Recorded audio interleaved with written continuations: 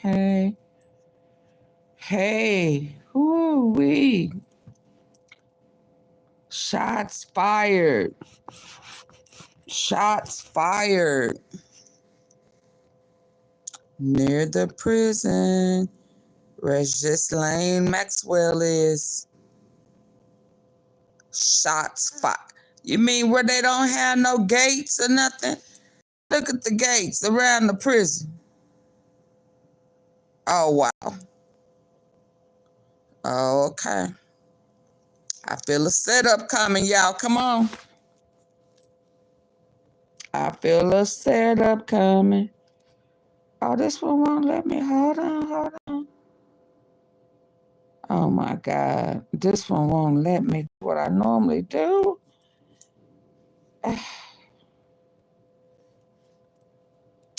Y'all, come on in. Come on in.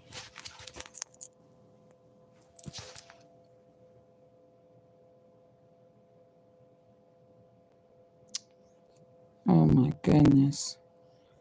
Trying to use a different device so that I won't have the interruptions.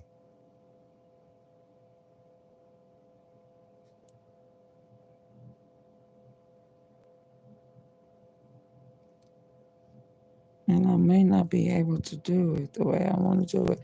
Come on in. Hey, Janet. What it do? What it do?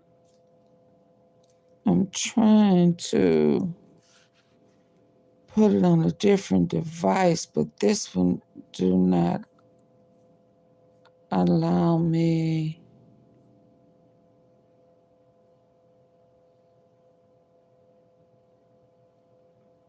When did it stop me from being able to have a background? Okay, y'all, come on. Because it looked like it's a lot going on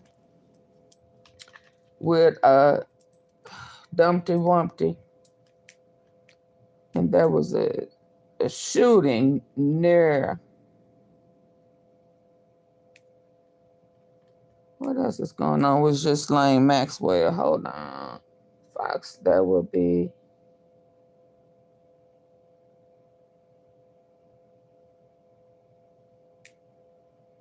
What? Oh boy, going in on shots fired in the middle of the night. In the middle of the night. Y'all, why do they have this convicted pedophile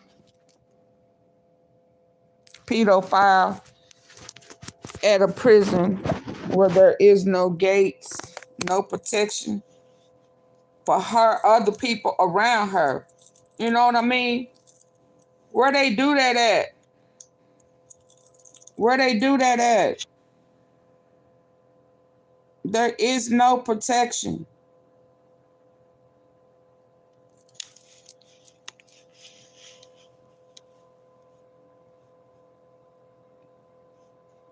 There is no protection. There is no real guards.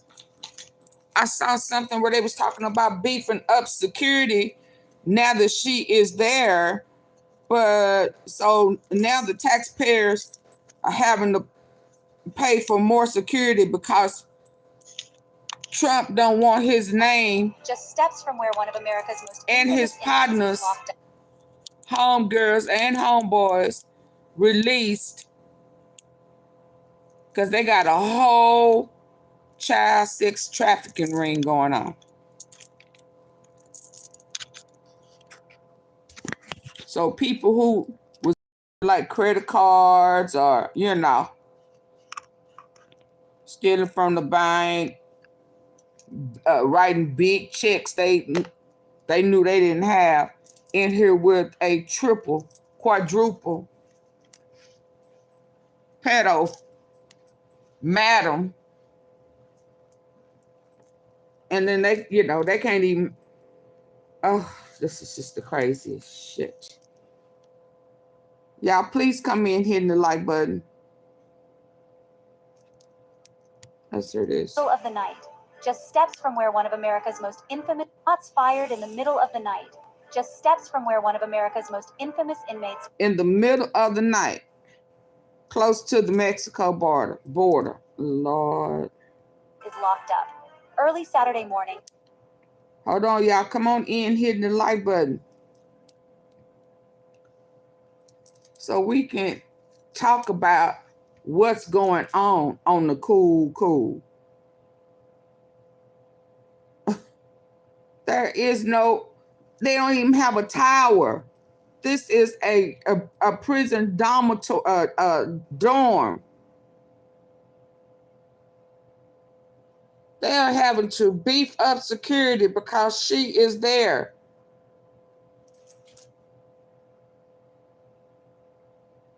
Y'all, I hope they are not trying to stage because everything, since all of this cover up and stuff, I've done so much research to see how much the government has been playing for years in our face, the cover up. What is that? MK Ultra, where they have brainwashed people just to know that this man is a convicted felon 33 to 34 times over, and he has the highest job in the U.S. But regular folk can't get a simple job for having a felony. I don't.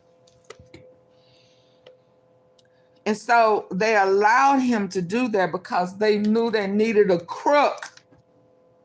It's like that man who played Catch Me If You Can, that the FBI hired because he was his mindset was a career criminal, manipulation, narcissistic deception that kept them chasing after him with all these made up positions until they just said, well, hell, if we can't beat him, we might as well join him, and maybe he can help us catch other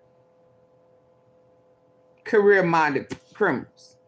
Advance. Hi, Irina. So it's kind of like that. And then we can get him to push our agenda. How was he able to rub elbows with the rich people after he went broke?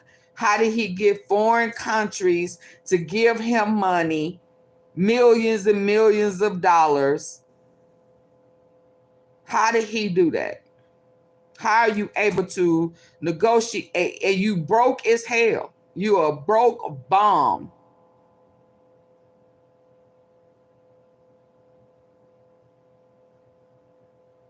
So that's why he came in this go around saying he was going to make deals with Russia and end wars, because he don't led them to believe that he was just that good. He's that talented. And that I can campaign on what the U.S.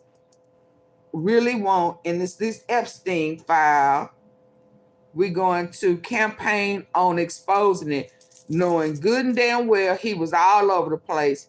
But because he has this gift, this narcissistic criminal-minded gift, deception, I'm a pro at it. They can know this, that, and the other, and they're still gonna be okay with it. He said, I can get in the middle of the streets in New York City and shoot somebody and go back, and they would never, if I say I didn't do it, they will believe me.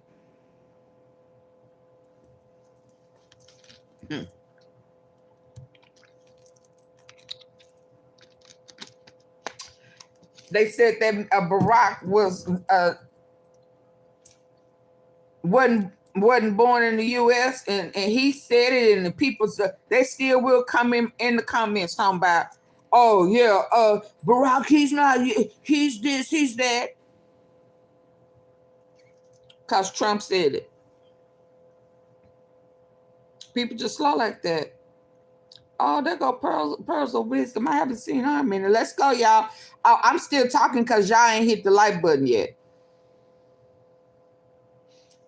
I'm still talking because y'all ain't hit the like button. It's been a minute since I've seen your live, but I'll stay hitting the like button.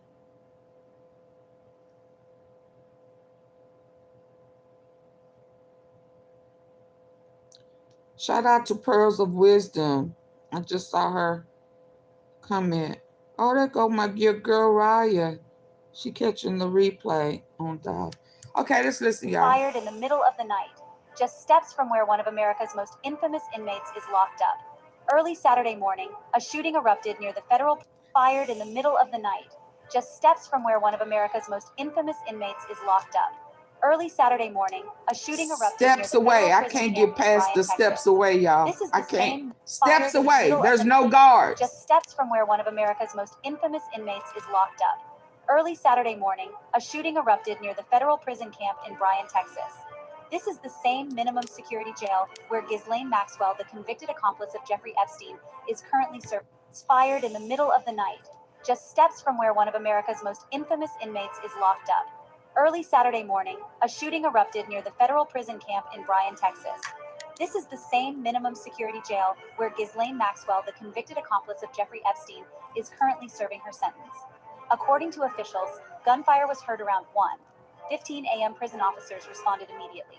Reports state at least one staff member returned fire. Okay. Around 1:15 a.m. prison officers responded immediately. Reports state at least one staff member returned. So it was near the prison, but regular police didn't go to the shooting. The prison, see how they play with us?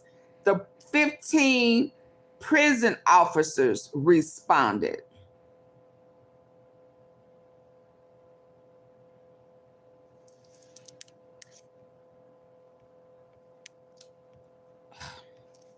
Around 1:15 a.m. prison officers responded immediately.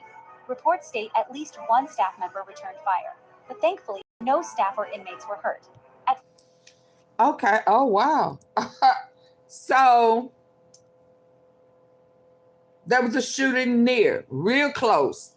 If the minimal security prison where they don't even have a guard or a prison tower, you know, where somebody on looking out for the people to see if they escape. You know, I wonder how many people have just walked off from this place. But anyway, so you mean to tell me that it was close enough that the people at the prison could hear the shooting? The regular police didn't go. The prison police went and exchanged fire at somebody that posed a threat. And so now I guess they're going to say, because wasn't nobody injured, it really wasn't about Ghislane Maxwell. I mean, because they ain't had this problem before. Okay. So now they need to let her go home now because she's not safe there. So other prisoners could possibly be in danger now because people are going to be upset that she's in Bryan, Texas. Well, what's going on? Yeah, this is the craziest shit. Release the files. Staff member returned fire, but thankfully, no staff or inmates were hurt. At first, at least one staff member returned fire, but thankfully, no staff or inmates were hurt. At first, reports state at least one staff member returned fire, but thankfully, no staff or inmates were hurt. At first, rumors swirled about a possible gang dispute, but police say there's no evidence linking the shooting to gangs or to Ghislaine Maxwell herself. Both local police and federal authorities are investigating the incident to find out what really... So it wasn't about a gang. So why did the police, the prison police, have to exchange fire? What was the threat?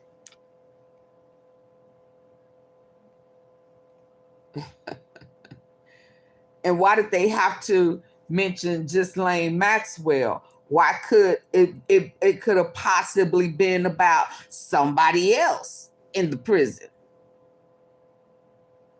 Hello? Yeah, because they ain't had this problem until they brought her ass there. That's why. Let that be the reason. Let's go. Returned fire, but thankfully, no staff or inmates were hurt. At first, rumors swirled about a possible gang dispute, but police say there's no evidence linking the shooting to gangs or to Ghislaine Maxwell herself.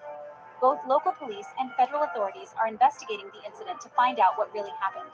The shooting has left neighbors shaken and raised new questions about security at the facility, especially since Maxwell's recent high-profile transfer. Officials haven't released details about any suspects or arrests yet, but praised the quick action of their team. What y'all think? Give me some feedback, y'all. What y'all think? They knocked down, because I was just reading this article. So now they have, what was this? Yesterday, about 3:48. So it says shots was fired early Saturday morning near the prison facility in Texas where Ghislaine Maxwell is being held. Sources familiar with the situation told NBC News. Officers from the Federal Bureau of Prisons heard the gunshots outside. So was they walking the building? I mean, I thought they didn't have nobody outside so that you could hear it in the prison. So it was that close that they could hear the shots inside the prison. Heard the gunshots outside of the federal prison camp Bryan before responding and engaging with the suspected shooter, the source says. The BOP confirmed that the shooting took place near the prison in Bryan at 1:15 a.m. Saturday. No guards or staff were injured, the sources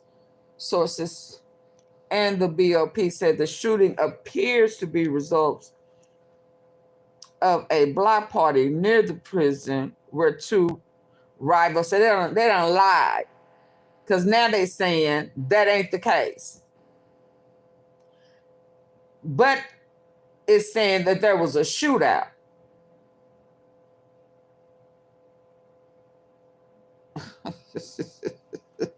Unbelievable. Unbelievable. So they started out lying. They was just gonna put it on a game. Talking about the prison where two rivals or rival gangs took part in the shootout. And they just dispelled that one, didn't they? The shootout was not directly related to Maxwell incarceration at the prison, the sources say. Now y'all lying. In a video shared with NBC News from the area, a car, where is that video, is seen speeding down the street as the man yells something and the sound of gunfire, possibly from multiple weapons, is heard. They done made up a whole lie, y'all. Daisy Perez, who lives across the street from the prison. Well, who wants to live across the street from a prison? And they don't have no guards? No watchtower? What? From the prison says she heard the shots while home with her children. Oh, no. I wish, did she not know that that was a prison? We are very scared because I am alone with my two girls and my autistic son. This happened when they were enjoying movies in the living room, she said via text everything happened very fast. I had just gone to my room and I see through the window the police from the prison on the fence. Why they on her fence? Baby, I will be looking for a new place to stay. You do know that. Perez said violence like the shooting is not normal in her. She live across the street from the prison with her 3 kids, and she says violence like the shooting is not normal in her neighborhood. Yeah. Until they brought that woman. And she got little kids. Oh, girl, you better move. You better move. I will be protesting. I have kids, and she is a child, a convicted.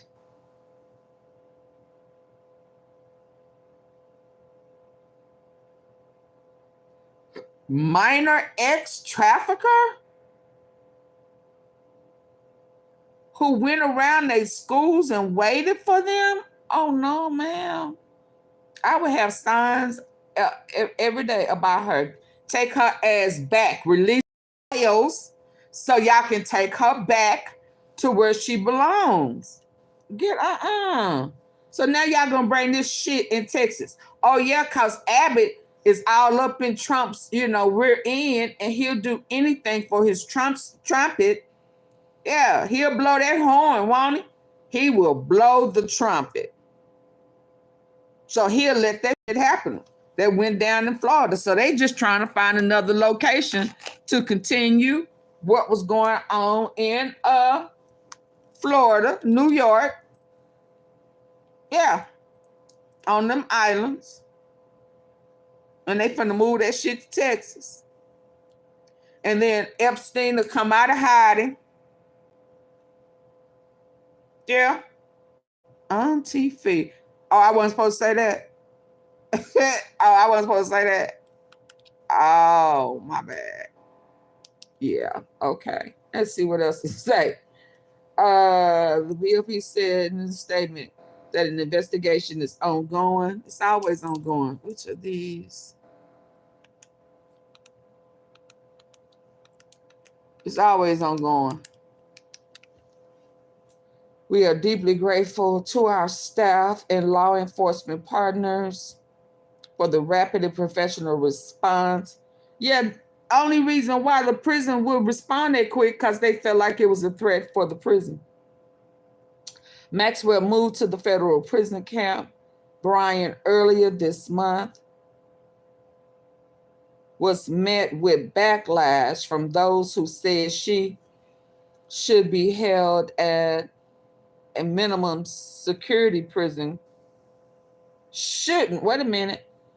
Hold on. Maxwell moved to the federal prison camp earlier this month was met with backlash from those who said she should not be held at a minimum security prison considering her ex-offense charges. I agree. And if ain't she a registered ex-offender and kids live across the street and they don't even have guards? She can literally just walk off. She already started jogging, so she gonna jog her ass right on out. Somebody gonna, just like Joshua Zimmerman, somebody gonna have her some change of clothes on the other side of the fence when she go jogging. She gonna change her clothes and then off she gonna go. I can write this story. Shortly after she was transferred, the prison said it was amping up security measures in response to her arrival. A senior law enforcement officer told NBC News. Was it just for that day? Was it just for that day? For her arrival? Don't leave after she don't get a new week. What? Don't leave out. She's going to get a new week. What you mean a new week? What that mean? I don't know what that mean. A new week. I'm trying a new week. I don't know what you mean. First, rumors swirled about a possible gang dispute, but police say there's no evidence linking the shooting to gangs or to Ghislaine Maxwell herself. Both local police and federal authorities are investigating the incident to find out what really happened. The shooting has left neighbors shaken and raised new questions about security at the facility, especially since Maxwell's recent high-profile transfer. Officials haven't released details about any suspects or arrests yet, but praised the quick action of their team. Stay tuned. We'll bring you updates as soon as they come in. What y'all think?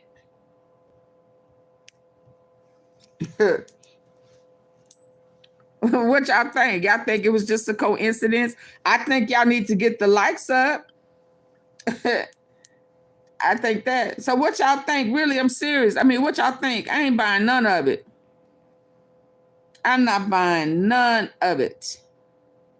Staged. Member returned fire, but thankfully, no staff or inmates were hurt.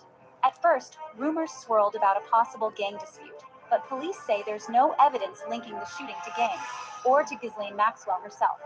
Both local police and federal authorities are investigating the incident to find out what really happened. The shooting has left neighbors shaken and raised new questions about security at the facility, especially since Maxwell's recent high-profile transfer. Officials haven't released details about any suspects or arrests yet, but praised the quick action of their team. Stay tuned. We'll bring you updates as soon as they come in. Wow. We already see where this is going, right? Hold on. Let's see what's next. Yeah, I had to use a different device because that other device kept getting stuck, and this one is not doing what it stopped doing what it normally do. Major trouble over alleged illegal threat. Who she threatened? Come on, let's go. Yes, here it is. In addition to, of course, sending the criminal referral from Tulsi Gabbard to a grand jury this week, Attorney General Pam Bondi also announced that she was filing a misconduct complaint against federal judge James Boasberg, who was, of course, appointed by Barack Obama.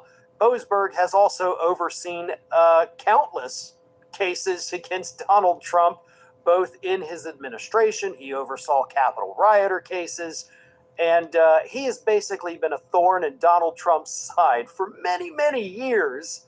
So Bondi decided, I'm going to file a misconduct complaint and try to get this guy out of office. Which would have to go through the process of impeachment, which Republicans do not have the numbers to do. So the whole thing is very stupid and pointless, just like her Obama referral. But here we are with the most corrupt attorney general in American history. Here's Bondi's complaint, by the way. Apparently, every year, Supreme Court Chief Justice John Roberts holds a little judicial summit. The only people there, and it's a completely private event, no reporters, no recorders, nothing. Invites a bunch of federal judges, come, let's have a meeting. And what we do, we don't have a set agenda. We actually just kind of talk about, the state of the judiciary here in the United States. I want to hear from everybody. Everybody express your opinions, your beliefs, your concerns, and your comments. And it's been going on for years and years and years. Hey, Vicky. But apparently at this most recent one, Thank you. Boasberg went up there. Thank you. And he said that the Trump administration could provoke a constitutional crisis by disregarding rulings of federal courts, which is something the Trump administration has done, including Boasberg's decisions. And he's like, hey, I'm worried about this. And that concern that he voiced was enough for Bondi to be like, aha, I got you, you son of a gun. And Bondi's complaint says that This unsolicited attempt, this was an unsolicited attempt to persuade the Chief Justice and other federal judges of his preconceived belief that the Trump administration would violate court orders. They are Now, feeling for straws. this was not unsolicited. Actually, Boasberg was asked his opinion, just and he gave trying to find anything. So, but apparently at this most recent one we had, Boasberg went up there and he said that the Trump administration could provoke a constitutional crisis by disregarding rulings of federal courts, which is something the Trump administration has done, including Boasberg's decisions. And he's like, hey, I'm worried about this. And that concern that he voiced was enough for Bondi to be like, aha, I got you, you son of a gun. And Bondi's complaint says that this unsolicited attempt, this was an unsolicited attempt to persuade the Chief Justice and other federal judges of his preconceived belief that the Trump administration would violate court orders. Now, this was not unsolicited. Actually, Boasberg was asked his opinion, and he gave it. So, right off the bat, your claim is false on its face. Second of all, this happens every year with judges appointed by Republicans and Democrats giving their opinions about what's going on in the courts, what's going on with cases, by the way. Not just political cases, cases involving consumers, cases involving businesses, cases involving the environment. So in order to actually hit Boasberg with a misconduct complaint, you would actually have to file a complaint against every single federal judge that's ever attended one of these things, including Supreme Court Chief Justice John Roberts. But you only singled out Boasberg. So, yeah, selective prosecution, right? Or selective complaining. Here's the other part of it. According to legal experts, Bondi broke the federal law because this move to file this complaint has to be given to the judge before it's even made public. But instead of doing that, Bondi announced it on Twitter because, you know, that's what a good attorney does, right? So this idiot that we have as Attorney General, this incompetent, corrupt as hell idiot, broke the law by trying to claim that this other judge broke the law. That's how stupid these people in Trump's White House are. They don't even see the irony. They don't even know the laws. They don't. And yet we're supposed to believe them when they tell us that other people are breaking them, as they literally break the law to do that. Yep. So, bang up job there, Pam Bondi. They criminal minded. He Boasberg, but he jobbed up a whole bunch of criminal minded people. But don't worry, nothing will happen to you. And let alone their backgrounds. We don't even want to talk about their backgrounds, right? We just gonna look over the dirt on their background, right? Taco meat. Yeah. Hey, everybody that came in that I missed, please hit the like button, double tap the screen, like, share, subscribe, join the membership. The tea is hot. Let's go. Thank you. Thank you again. You gonna do prosecute yourself? Well, I say that ironically, but then again, she might actually be dumb enough to do that without even realizing that that's what she's doing. Thanks for watching, everybody. Okay, and if you're not next. already... And let's torch mentally. Let's see, mentally. All I needed to see was mental. Hold on. That ain't what I line up. I saw mental. I don't even know how old it is. You cannot convince me at this point that Donald Trump is not intentionally sabotaging the economy. Yep, he is, baby. Every I totally idea agree on this man purpose. comes up with that involves anything having to do with the economy or businesses or trade, everything he does hurts our economy. This man has not made one smart... See, but I think it's the people's fault. It's the people's fault who went along with the fact that he's a good businessman. No, he's a good... Hell, I don't even know if he is a good con man, because he failed at it, he got caught. He reminds me again, I'm going to say, of that Catch Me If You Can guy who was able to beat or get away with for a long period of time a whole bunch of lies, claiming he had a doctor, a pilot, you know, all these different careers that he didn't have, but he was smart enough to be able to fool the people. So I think that they think that, okay, he will be able to, just for them though, to push this new world order. I'm going to say it. Somebody needs to put it in the comment section. They need to just go ahead. I tried to stay away from it, but the more I research, the more I see, I'm just dumbfounded. All the principles, morals. I'm not saying that past presidents were perfect, but the people say, well, I'd rather him do it and tell us about it and then them do. No, baby. No, hell no. No, because he gonna tell you, I'm gonna start a war. I'm a lie manipulate. Y'all are finna have chips and shit in your forehead. It's gonna be a dictatorship. That's gonna be okay. Just because he told us what he was gonna do up front. That is the craziest. I'm gonna give the police permission to kill on sight if you don't obey the rights you thought you have. We don't erase that. So y'all don't have no rights. What rights? Yeah, we're gonna erase the facts with fiction, and we're going to police what we want to police on the law. We're going to change the Constitution. We're going to line our pockets. We're going to have human traffic. It's going to be an elite. Y'all kids ain't safe. You ain't safe. Your grandparents, your elderly ain't safe. Yeah.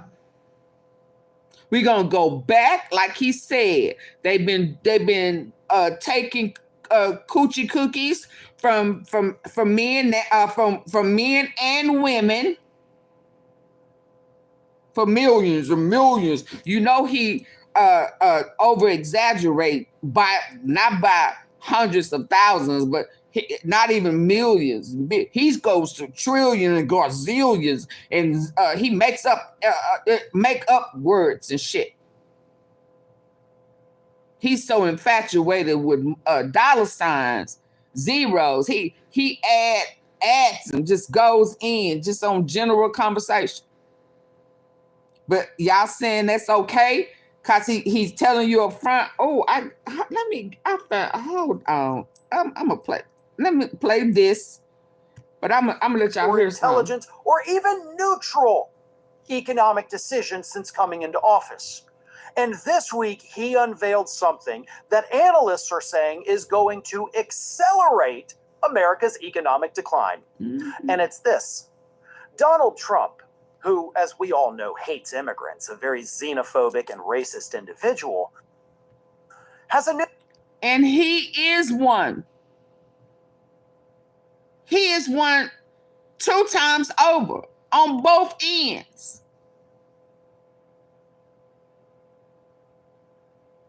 His mama and his granddad, his grandpappy. Hell, if not his daddy. So you despise your parents. Let's be clear. Absolutely connected to Hitler.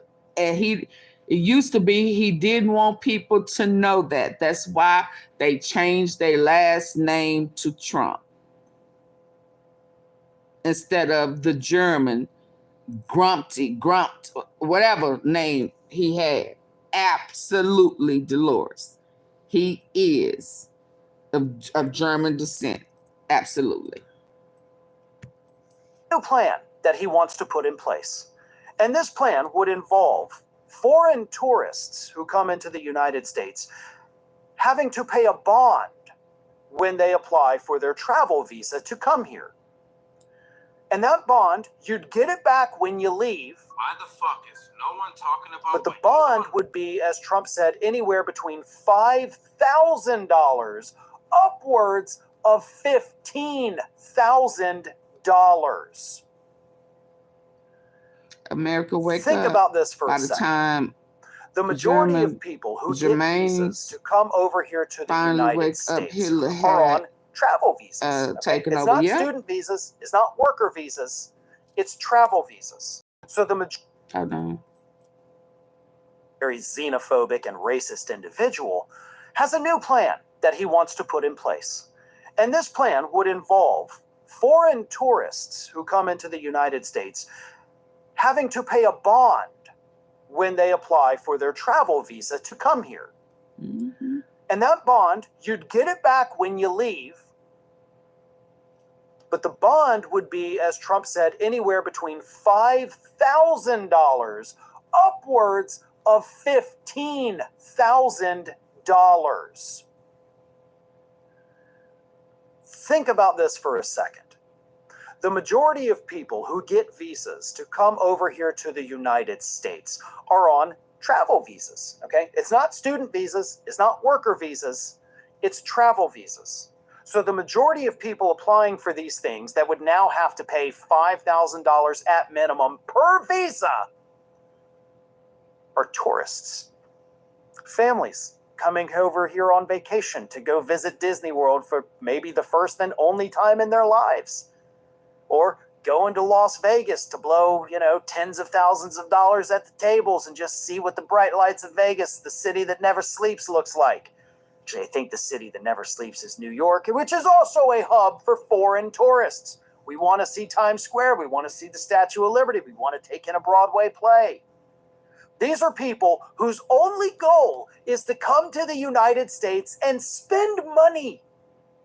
They're not here for business meetings where everything's covered, or, American businessmen take them out and pay for it. These are people who say, I'm coming to America, and by God, I'm just going to let it go. And Trump says, by the way, I'm going to make it essentially cost prohibitive for you to even be able to do that. Because on top of the likely tens of thousands of dollars you're spending to come over here, you're going to have to pay me, if you got a family of 4, at least 20 grand. Cons and If corruption. you got a family Yeah. of 6, maybe you're bringing 10 people. Poor boy, you could owe me up to $150,000. And sure, you get it back when you leave. But how many foreign tourists do you know that just happen to, after spending all this money on the vacation, have an extra $150,000 laying around? Or $50,000? We know 99% of Americans don't have that laying around. But that is Trump's plan.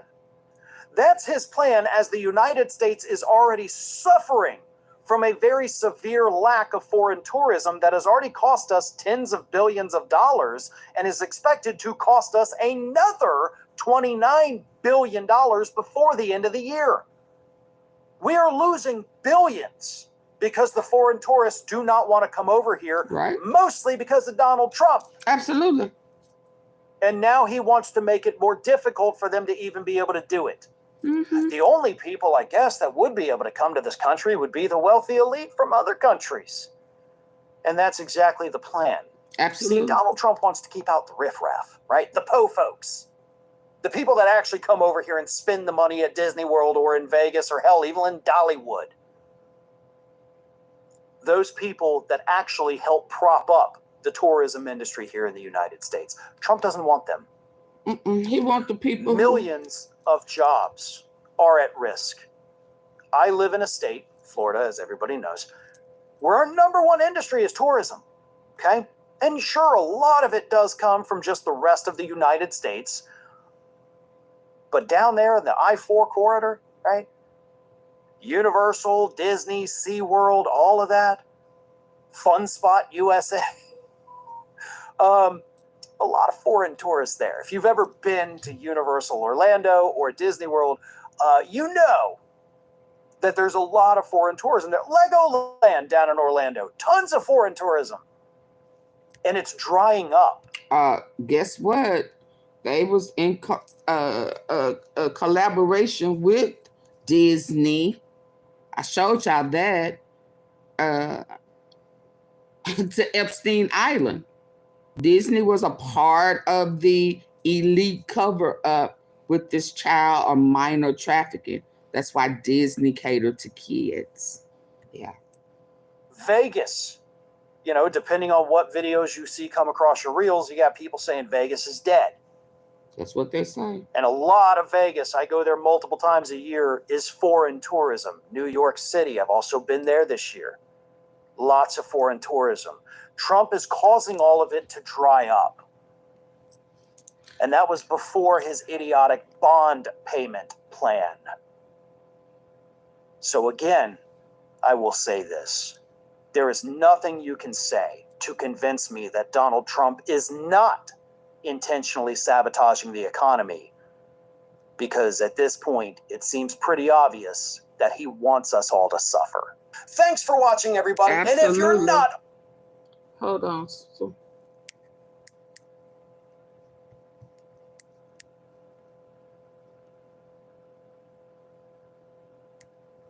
Oh, Lord. Hold on. Hey, everyone. Before I play this, let me, hold on, over here. Trump went on Fox News and basically said, we shouldn't have kicked the immigrants out. The farmers ain't got nobody. The inner city people ain't gonna do it, so we need to bring them back. Sending them back, and then they're schooling, they're learning, they're coming in legally. We have a lot of that going on. Can y'all hear him? We can't let our farmers not have anybody, these are these people that you can't replace them very easily. People that live in the inner city are not doing that. Did y'all hear him? The people in the inner city, they ain't doing the jobs. Let our farmers not so we need to let them come back. Farmers ain't got nobody. The inner city people ain't gonna do it, so we need to bring them back. Sending them back, and then they're schooling, they're learning, they're coming. Farmers ain't got nobody. The inner city people ain't gonna do it, so we need to bring them back. Sending them back, and then they're schooling, they're learning, they're coming in legally. We have a lot of that going on. We're taking care of our farmers. We can't let our farmers not have anybody, these are very... He didn't think that it would affect the farmers? What? Trump went on Fox he didn't think that through, y'all? We shouldn't have kicked the immigrants out. The farmers ain't got nobody. The inner city people ain't gonna do it, so we need to bring them back. Sending them back, and then they're schooling, they're learning, they're coming in legally. We have a lot of that going on. We're taking care of our farmers. We can't let our farmers not have anybody, these are very... These people that these people replace them very easily. People that live in the inner city are not doing that. Damn right, the people in the inner city ain't doing that work. He basically thought he was gonna deport everybody, and then we was gonna go back in those fields. What the hell this man was thinking? Those days is over, and they ain't coming back. Now he wanna think about bringing the immigrants back because farmers are struggling. You should have thought about that beforehand. You already knew these people. He thought we was going back out in the field. Now he doubling down and he want them to come back legally. Get the fuck out of here.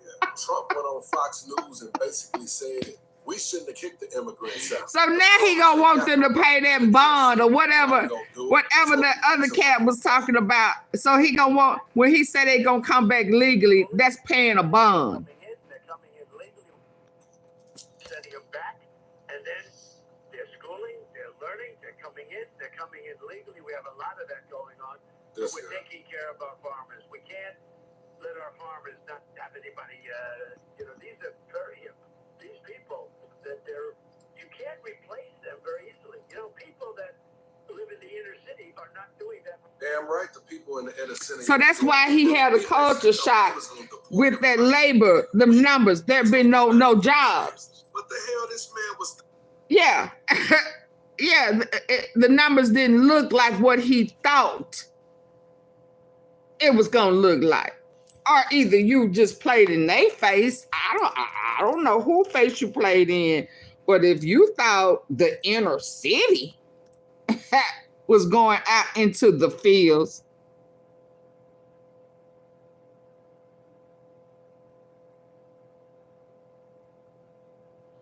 a YouTuber said what?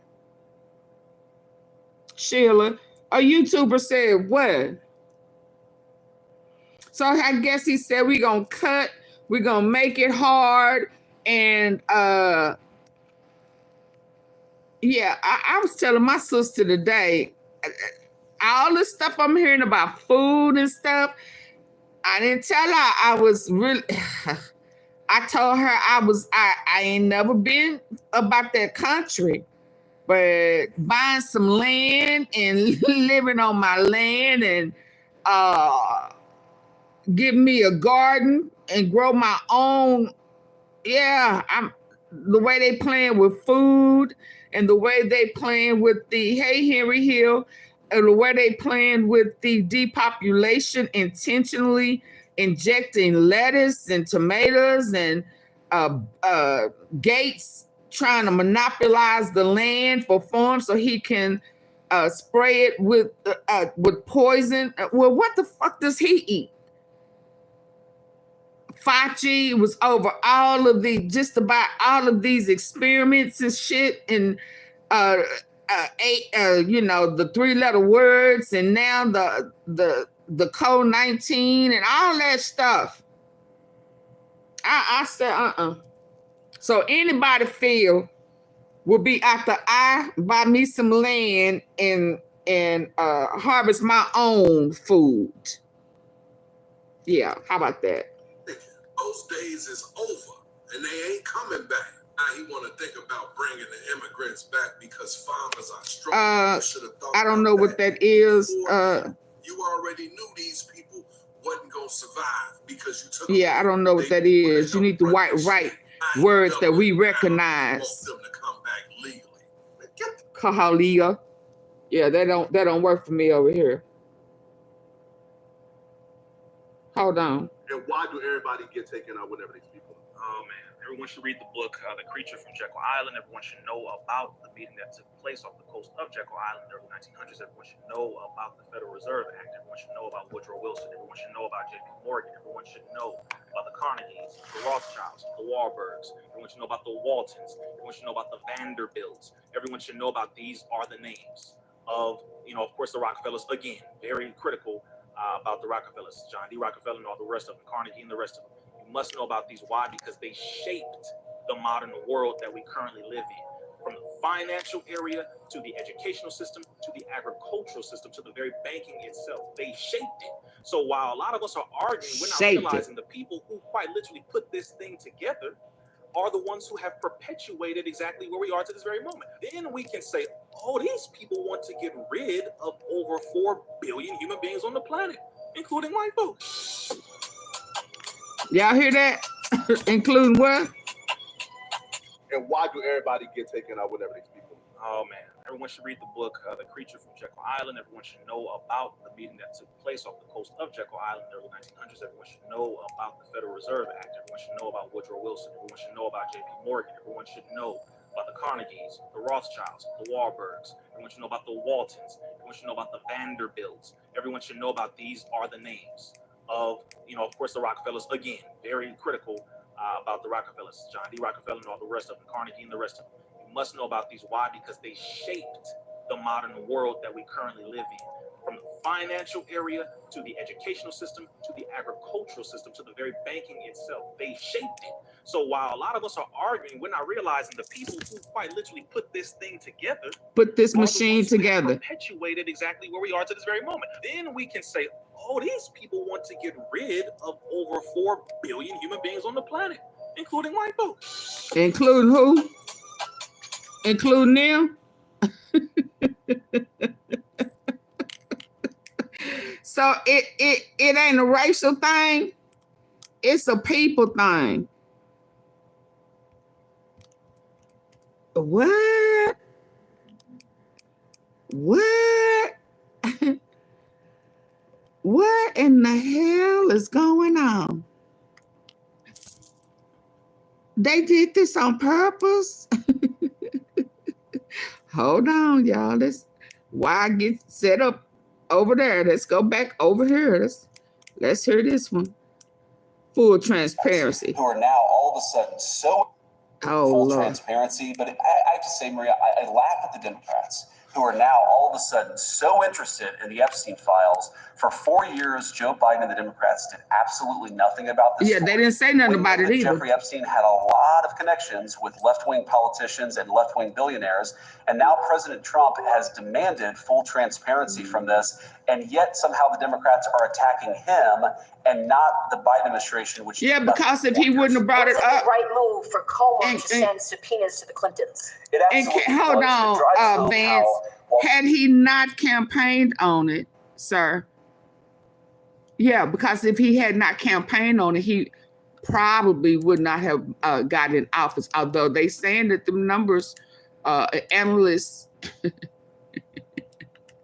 said that he wasn't even supposed to be in there. But anyway, yeah, he campaigned on it.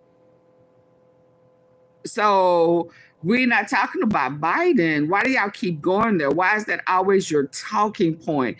When Biden, I'm going to assume, since that's where who he was up under, Ghislane Maxwell, when she was convicted, assumed that they had taken care of the problem. It was Trump who came out with his campaign. Let's be clear. It was his campaign to win what he was going to do with his conspiracies. He was going to expose it. And that there was going to be a lot of people, both parties. We don't care. So they bought into it. See, I wouldn't have bought into that. Because I would have been like Biden and assumed, hell, they took care of the other guy gone, and they took care of her. She was convicted of 5 of the 6 charges. She was supposed to be facing 65 years. Okay, problem solved. Not realizing it was a whole elite group of y'all that were pedos, including the person. That's how bold this is just how bold he is. He know he was a part of it. But I'm gonna expose them and not expose myself. Yeah, so that's why. You know it. Democrats have tried to make this Epstein thing about anything but the fact that Democrat billionaires and we don't care about the Democrat billionaires. We want them too. See, that's where I think that's where they are missing it for the common folk. We don't care about the Democrats. None of them are running. If they on there, they not running. The Democrats are not running from them being in the files. Hopefully they are getting their affairs in order. Okay? It is you and your boss, them, your administration, and they homies that's running from the files. See the difference? That hadn't clicked in your eye, baby. Maybe it's your eyeliner.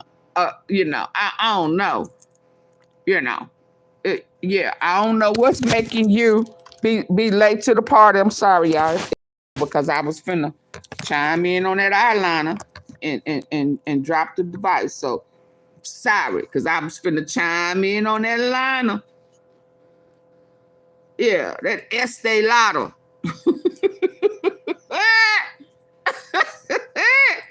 Estee Lauder, Lancome, you know, liner. Yeah, got you tripping. Yeah, you missed that. We don't care what party is on them. That's y'all who want people to be concerned about that. We want all y'all asses brought to justice. See, let's be clear. Have tried to make this Epstein thing about anything but the fact that Democrat billionaires and Democrat political leaders went to Epstein Island all the time. Who knows what they did? But Well, it's get totally them too. reasonable to ask these questions. Expose What you them saw too. in the House's subpoena is they are trying to investigate all of the things related to this particular case. I know a lot. No, we just want to investigate all of what he said, what y'all said. Yeah, she said it was on her desk. We want all of that. We don't care. We don't want to separate it. Veranda, what's your name? Vance, Veranda. We don't want to separate it. We want them all. There were thousands of minors. Thousands. So we don't give a shit. We just want the pedos. Period. You still want it to be about politics.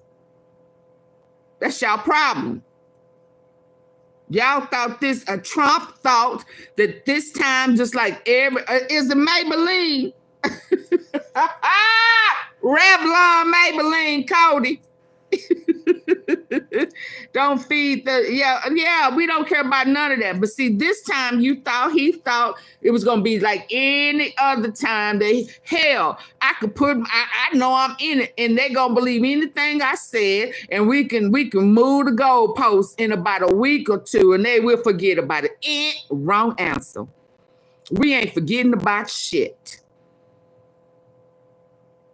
We ain't forgetting about nothing. We want them all, male, female. If Oprah on it, if she's a part of it, her too. I don't give a shit. And we ain't forgetting about it. The charm you had don't wear off, baby. And the deals that you make are falling in front of your face. They are laughing. What Smokey Robinson song about the clown? Yeah, they laughing in your face. You smell like shit. You need some Skin So Soft. You need some Avon where you can spray that shit, the Skin So Soft, so them the critters and the mosquitoes and flies won't be all swarming around you. Cause you smell like a pile of shit. Okay? Yeah. So the charm, your skills, none of that shit is working. None of it. Just plain evil. What the devil's, I would imagine that the spirit of evil is rotten. So he rottening. He is rottening. Yeah. Of Americans want answers. I certainly want answers. And I think James Comer and the team of the House, they're doing the right thing. And this time last year, sir, yeah, Maybelline 11, you were saying you couldn't stand him. You couldn't trust him. You just had everything that you said worse things about him than Diddy did. Let's be clear. Yeah. Of course. We know that Clinton, or allegedly he went to the island 26 times, 28 times. Totally appropriate for Comer to be asking what was going on at that island. Yeah, I'm sure J.D. Vance is, quote, laughing at the Democrats as he and Trump and the rest of the cabinet try and desperately figure out some way to make the topic of Donald Trump's involvement with Jeffrey Epstein go away. I'm sure they're sitting around fist pumping that they really got one over on the left as the entire world watches the most blatant cover-up in history. Vance goes on to say here that for 4 years, Democrats and Biden did nothing about this story. And look, he's right. This was not a big issue on the left. I myself was not very interested in the Epstein stuff until I started to see the world's most obvious and transparent cover-up take place. Until I watched Pam Bondi say that one day the files were on her desk and then suddenly the next day they weren't. Until I watched Trump throw every distraction under the sun in front of us to avoid even having to discuss Epstein. So even if you weren't particularly moved by the Epstein stuff before, You don't lose points because you become interested when a cataclysmic update comes out that suddenly implicates the sitting president of the United States with the world's most notorious pedophile. And I actually want to talk about this point that he makes next. If the Democrats had anything damaging on Trump, why wouldn't they release it? And the answer is simple. The Democrats didn't have anything. The DOJ under Joe Biden had the Epstein files. And I'm old enough to remember way back when presidents didn't instruct the DOJ on what to do or not to do. In fact, any correspondence between a president and an attorney general was once considered enough of a scandal to warrant months of hand-wringing. President Bill Clinton wasn't even president anymore, and his meeting with Loretta Lynch was the subject of breathless coverage on right-wing media. But now, Trump effectively instructs Attorney General Pam Bondi on what to do, and because she is an appendage of Trump, she listens, and yet it's crickets from the right. Apparently, it's only a scandal when Democrats, even the ones who are out of office, do it. But that raises a valid question here. Why didn't Merrick Garland then release those files? Well, his goal in life seemed to be avoiding the optics of politicization. This is a guy who didn't even bother investigating Trump's January 6th incitement until years into Biden's term. And even then, it was through a special counsel. If the moment called for a warrior for blind justice, Merrick Garland was basically my dog on the 4th of July. So clearly, his focus was not offering up any optics of politicization as opposed to just seeing justice done regardless of the subject of his prosecution. He is the wrong man for the moment, one whose lack of decisive leadership will go down in history for leaving us collectively less safe and less prosperous and less democratic. So if you're asking why Merrick Garland didn't release the files, I wish I could tell you. Vance then goes on to say that the reason that they weren't released under Biden is because they're filled with left-wing billionaires and left-wing politicians. Here's the difference between the left and the right. If that's true, release the files. Show us. I'm left-wing. If there's any Democrats who did anything wrong, corrupt, or illegal, fuck them. I'm not here to protect a single one of them. Can any Republican say the same thing about any Republicans who are in the files? The Vances of the world think that they're landing some gotcha on the left. We are here not protecting anyone. We want those files released so that we can expose everyone of every political persuasion for what they did. If only Vance and his acolytes weren't such hacks that they could say the same. Vance then says that Trump has demanded full transparency about this. I'm sorry, but what? Trump is literally blocking the files release right now. He's got them in his possession. If he wanted them released, they would be released. There's no one above him who has them in his possession that is blocking their release. It is literally as simple as that. The fact that they weren't released is the result of one thing, that Pam Bondi told Donald Trump he was in the files, which has been publicly reported, and so he's refusing to allow them to see the light of day. That's it. Again, this isn't hard. The gaslighting would almost be comical if it wasn't so pathetic. Vance then suggests that it was the right move for James Comer of the Oversight Committee to send subpoenas to the Clintons. Now, here's what happened on this front. The House Oversight Committee voted to compel the release of the Epstein files. Why? Because even a few Republicans could not handle the pressure of protecting pedophiles, even though Vance himself seems perfectly content to do so. And so those Republicans decided to vote in favor of the motion. But, of course, they couldn't do that without also giving a little treat to Daddy Trump. So they coupled that with a vote to subpoena the Clintons and a bunch of political opponents, including Democrats. And to my earlier point, great. If anybody did anything wrong of any political party, they should be held accountable. I'm not in a cult. I'm not here to blindly protect someone because they've got a D next to their name or because of their political party. So let's not pretend here that this is some legitimate quest for justice. It's a way for Vance and Trump to deflect attention away from Trump and onto a bunch of Democrats. And that's a point that I discussed with the ranking member of the Oversight Committee, Democrat Robert Garcia. Was this just like so that the Republicans can feel like they have something to bring back to Daddy Trump? Like, okay, yes, we may have compelled the release of these Epstein files against Trump's wishes, but don't worry because we've also done our part to help perpetuate this bogus theory that, Hillary Clinton, Russiagate. I mean, I legitimately can't even stay on top of what the new scandal is right now. But is this just to feel like they got one also so that they can perpetuate the distraction from the Epstein stuff? I mean, probably. I mean, I think, look, they create a new conspiracy theory every day. And obviously they're trying to create a new one with the Clintons as it relates to Russia and all these other just bizarre accusations that they like to make. So yes, I'm sure a lot of it is about just creating smoke and mirrors, but they're also trying to hide the fact and dismiss the fact that the scandal here is the cover-up at the White House around the Epstein files. And that's, I think, where the focus needs to be. Period. And while we're pushing for this release, I think we all, certainly Democrats, I think the American public at large, we've been saying we don't care who's in the files. We don't care how powerful that you are, what political party that you are in. Right, or if they're Democrats, like, we don't care. We don't care. There is no cult of personality here. If it's Democrats that are impacted or Republicans, who cares? Right. If you did harm and you're abusing and causing violence and trafficking, then you need to be exposed. And I think all of us should be united around that. And one more point on that. Absolutely. Again, I'm fine with Comer subpoenaing a bunch of Democrats. If they did nothing wrong, they've got nothing to worry about.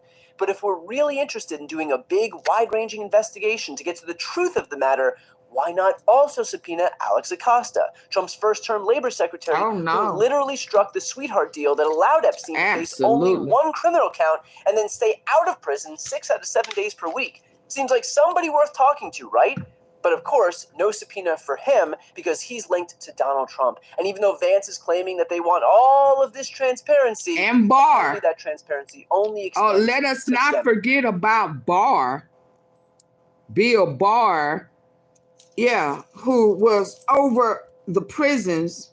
He was the Attorney General, and he was over the prison when Epstein allegedly unalived himself. And again, I am beginning to look at that really, really, really funny. Why he have all that orange stuff in his room?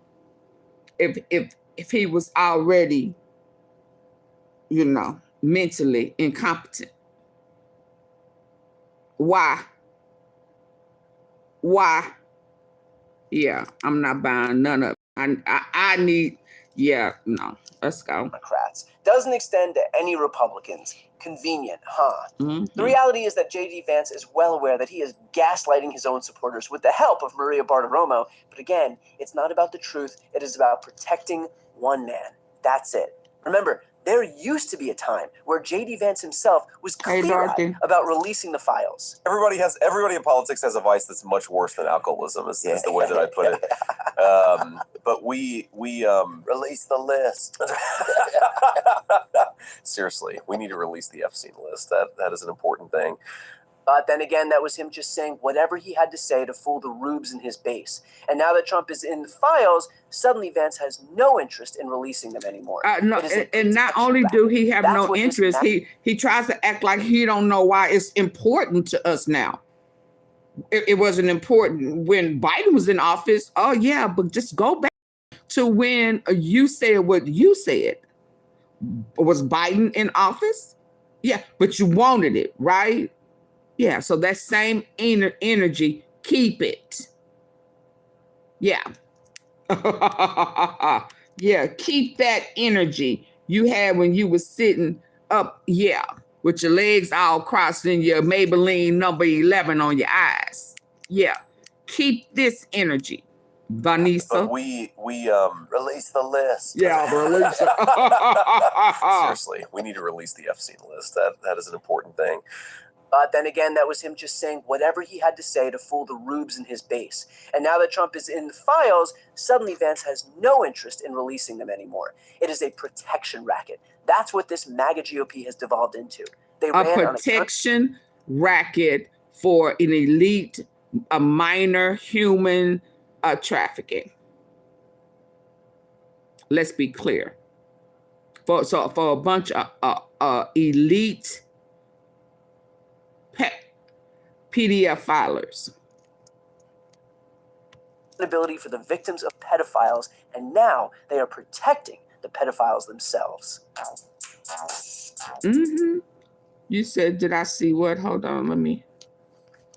Yeah, I'm on a different device because the other one kept stopping. So I got to do it this way until I can figure out what's going on. So hold on, let me see. What is this?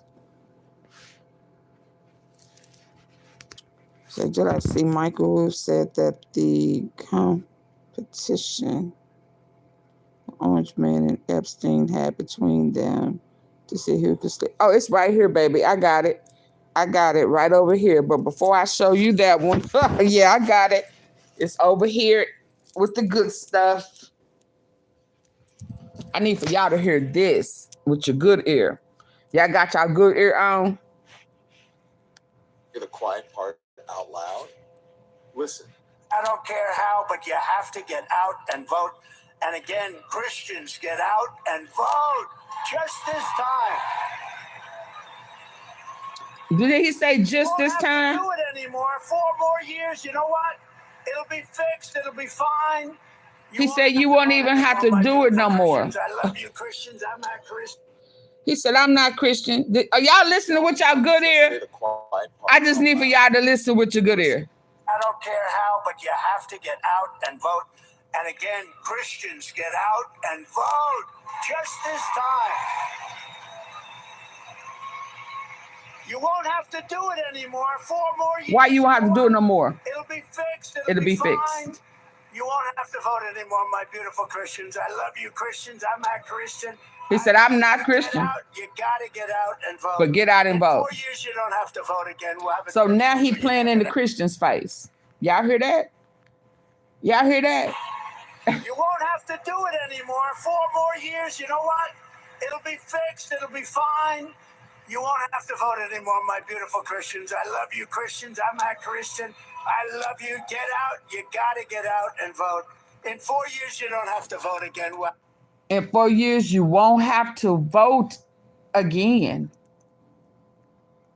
Why will you not have? What will be fixed? The election. Because he not, see, he said this will be the last time because they are not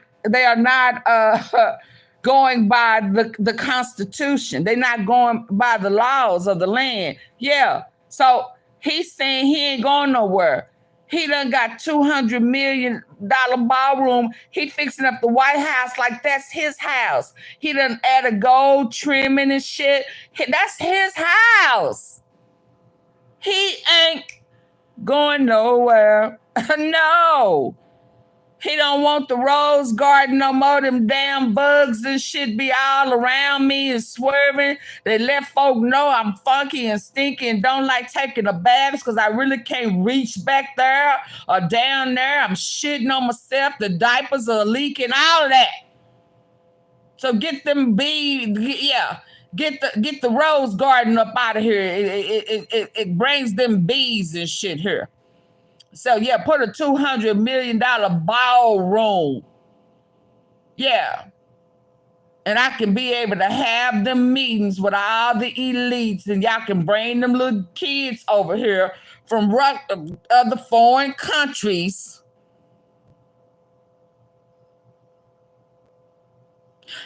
Yeah. And then we can center around them and let them clap, and then we can continue with our minors being, trafficked. And we'll let them pay for it.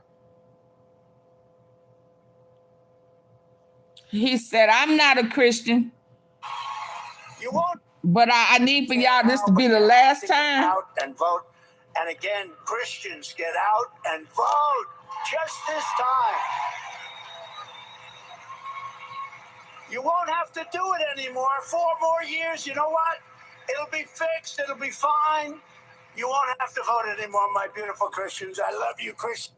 He said it'll be fixed. It'll be and fine. Vote just this time. You won't have to do it anymore. 4 more years, you know what? It'll be fixed. It'll be fine. You won't have to vote anymore, my beautiful Christians. I love you, Christians. I'm not Christian. I love you. Get out. You got to get out and vote. In 4 years, you don't have to vote again. We'll have it fixed so good you're not going to have to vote. He said here, they'll have it fixed so good you won't have to vote.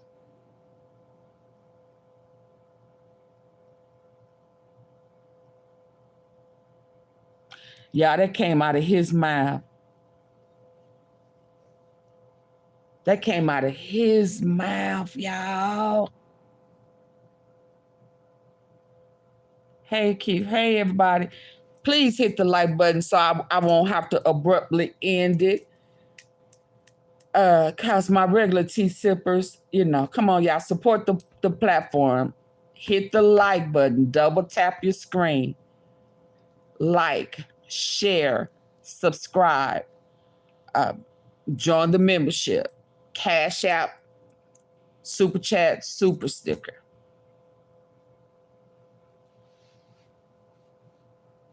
I spend a lot of time getting good tea for all of us to understand what's really going on in our face.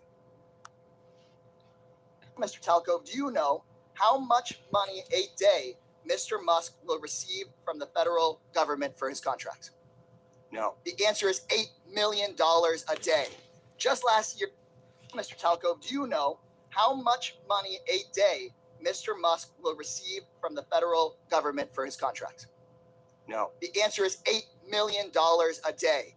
Just last year, Elon Musk was promised $3 billion from close to 100 contracts with the federal government. Ms. Royal, do you know how much the average person in this country who survives on Social Security, one of our seniors who's worked their entire life, about how much they have to survive on a day? I do not. $65 a day. Dollars a day. Just last year, Elon Musk was promised $3 a day. Just last year, Elon Musk from the federal government for his contracts. No. The answer is $8 million a day. A day. Just last year, Elon Musk was promised $3 billion from close to 100 contracts with the federal government. Ms. Royal, do you know how much the average person in this country who survives on Social Security, one of our seniors who's worked their entire life, about how much they have to survive on a day? I do not. $65 a day. And then they We're cut not looking it. into Elon Musk's $8 million a day. This subcommittee, chaired by Marjorie Taylor Greene and the House Republicans, is looking into your grandmother's $65 a day. Let me be clear. I think we would all support taxpayer savings. Look into money we might needlessly send to billionaires and big corporations, find taxpayer savings, and send it back to your hardworking family. But instead, what House Republicans and the Trump-Musk administration want to do is they want to look into your kids' lunch money, your kids' teacher's salary, into your grandparents' Social Security. They want to take that money and give it out in billionaire tax cuts. And they're talking about that in committee tomorrow, in budget committee tomorrow. They just released their plan. So let me be clear. When Republicans talk about government efficiency in this Congress, they're not looking into billionaires who don't pay their taxes. They're not looking into billionaires who get rich off of government contracts. They're not looking into Elon Musk firing watchdogs who are supposed to keep him accountable. They're looking at cutting your public schools. They're going straight for your Social Security. They're coming straight for cancer research. They're coming straight for the Department of Education. Been plotting. They're not looking at big Miss Pink, Big Pink, based on hearing that conversation that he had with Diddy, he was already semi-planning on plotting. Hell, he mentioned what he wouldn't do. Anytime he say he wouldn't do, we know now that was already his plan, was to run, even knowing he had a pass. Kids' lunch money, your kids' teacher's salary, into your grandparents' Social Security. They want to take that money and give it out in billionaire tax cuts. And they're talking about that in committee tomorrow, in budget committee tomorrow. They just released their plan. So let me be clear.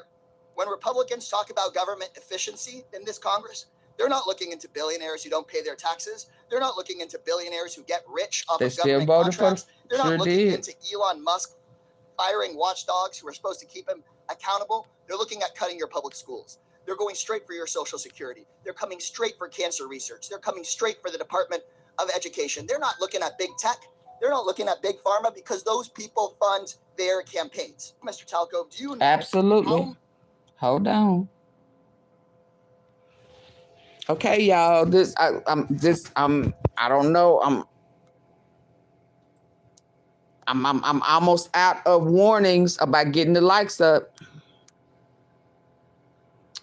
Oh, it was the Christians. I'm not Christian, but get out and vote. You won't have to vote. It'll be fixed. This will be the last time because I ain't going nowhere. I was born on full transparency, but I just say, hold on. I laugh at New judge assigned to lawsuit is Trump's. Hold on. I'm trying to get this other good stuff over here out the way.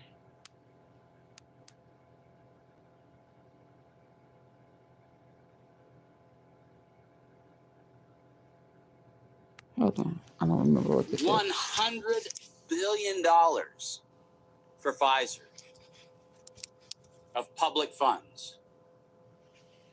Moderna, after lying to the Congress in October of 2020 when they were asked to actually verify whether NIAID was promoting an injection that would enrich NIAID. Okay, Ms. Toms, thank you. Where Anthony Fauci and the entire team at NIH said that they had no financial interest in their recommendation. They receive a back payment royalty of $400 million for the first payment of the royalty. $400 million.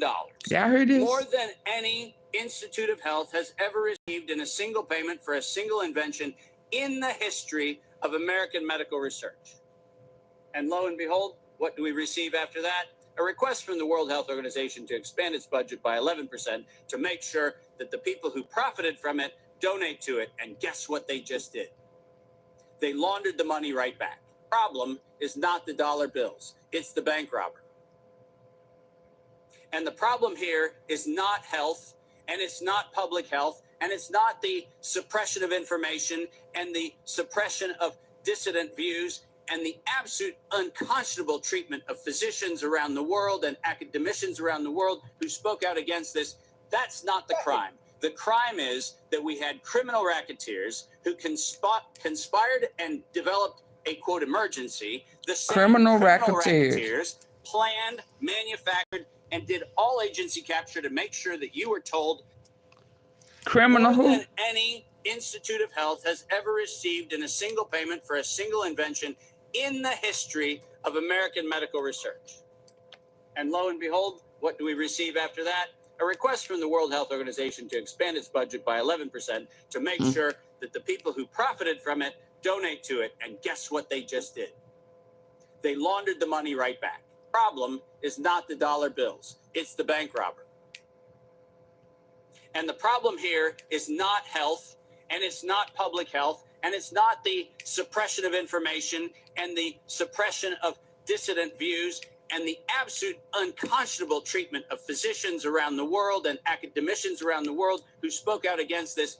That's not the crime. The crime is that we had criminal racketeers who conspired and developed a, quote, emergency. The same criminal racketeers planned, manufactured, and did all agency capture to make sure that you were told that you would use terms that they tell you to use. Vaccine, face mask, health, social distancing, none of which had ordinary use definition. So we just used them. Criminal racketeers price fixed with interlocking directorates where known competitors came together and fixed prices in direct collusion, in violation of both European Union standards and in violation of both the Sherman and the Clayton Act in the United States. These were crimes. It was organized crime, and we should treat it as such. Organized crime. Criminal racketeers publicly lied under oath. And this resulted in the death and destruction of liberty, and most importantly, the death and destruction of the integrity of well-meaning people who sit here today doing everything they can within their power to try to treat the calamities created by this catastrophe. Until 400 million royalty. As a criminal conspiracy, bonus, criminal racketeers resulting in global terrorism for the purpose of profiteering and murder. Until we have that conversation, we're having the wrong conversation. $100 billion. We having the wrong conversation. I totally agree. Oh my God. I totally agree. I totally agree. I got a couple of more. Where is that one at? Oh, I got a couple of more. Fauci, where you at? Oh, and Iran done put a death pact. You know, I'm gonna have to come on back with that one. He called it a death pact. He ain't playing with him. And Putin, I had one the other day where Putin wanted him to know we are not afraid of you, sir.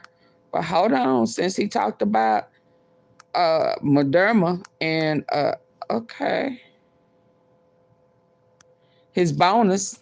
Number of people for one reason or other, who just do not want to comply, get vaccinated. We've got to get them vaccinated. And hopefully they will do it willingly.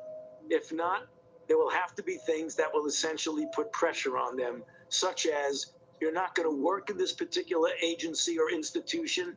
You're not going to be able to go to this college or this university unless, in fact, you get vaccinated. And I believe that once we start doing that, you will see more and more people willingly get vaccinated. Number of people, for one reason or other, who just do not want to comply and get vaccinated. We've got to get them vaccinated.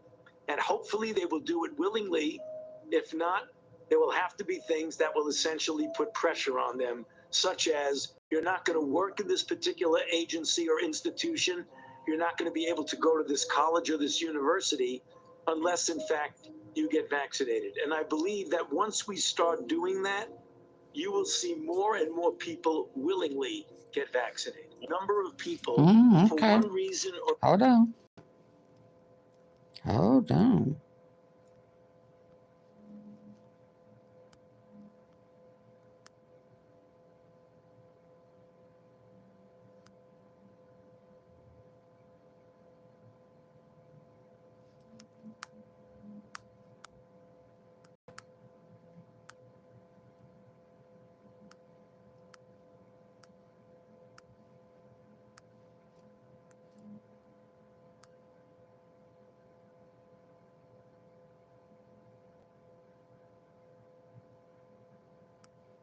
Was it this one? Hold on. I'm not sure if it was this one. Let's go.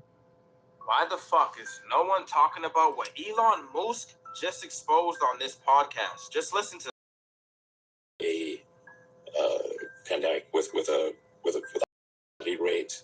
This is at least practice for something like that, and I think this given it's just a matter of time that there will be eventually some such pandemic. This is a potential reality that we got lucky. Yeah, this is just like kind of like a practice run for something that had a really high mortality rate. And I find it very strange that right So after he the said other that, one was we are now dealing with this and a this, practice. and everyone and their mama seems to be sick. Let's talk about how the government is trying to silence this Dr. Ray here after he showed us a natural way on how to fight these random outbreaks. Now listen to this. One of the big problems nowadays in healthcare is something called antibiotic resistance. And so people are looking to alternatives. They have started saying that. Potent, natural, antibacterial, antifungal. They have started saying that the antibiotics are not working. They are resistant. That whatever that was brought in is, outmaneuvering the antibiotics. Problems nowadays in healthcare is something called antibiotic resistance. And so people are looking to alternatives, okay? But the most potent natural antibacterial, antifungal, and antimicrobial is oregano. And I would recommend getting it in an oil. It's called oregano essential oil. And there's several interesting studies that show that oregano by far is one of the most potent natural antibiotics out there. Now you definitely getting it. Definitely getting it. But let me move on. Hold on. Because my likes ain't going up. And certain ones I want y'all to get before I shut down. So bear with me.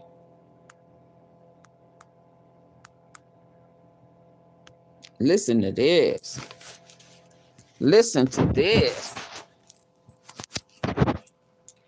Don't go quiet now. Let's go.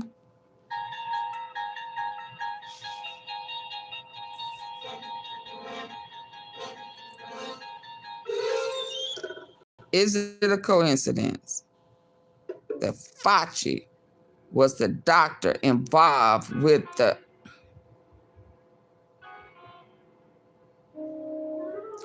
Is it a coincidence?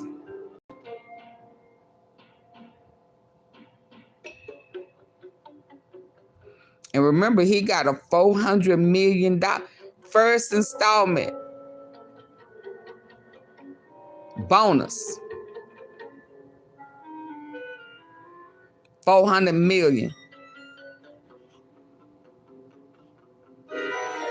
Is it a coincidence?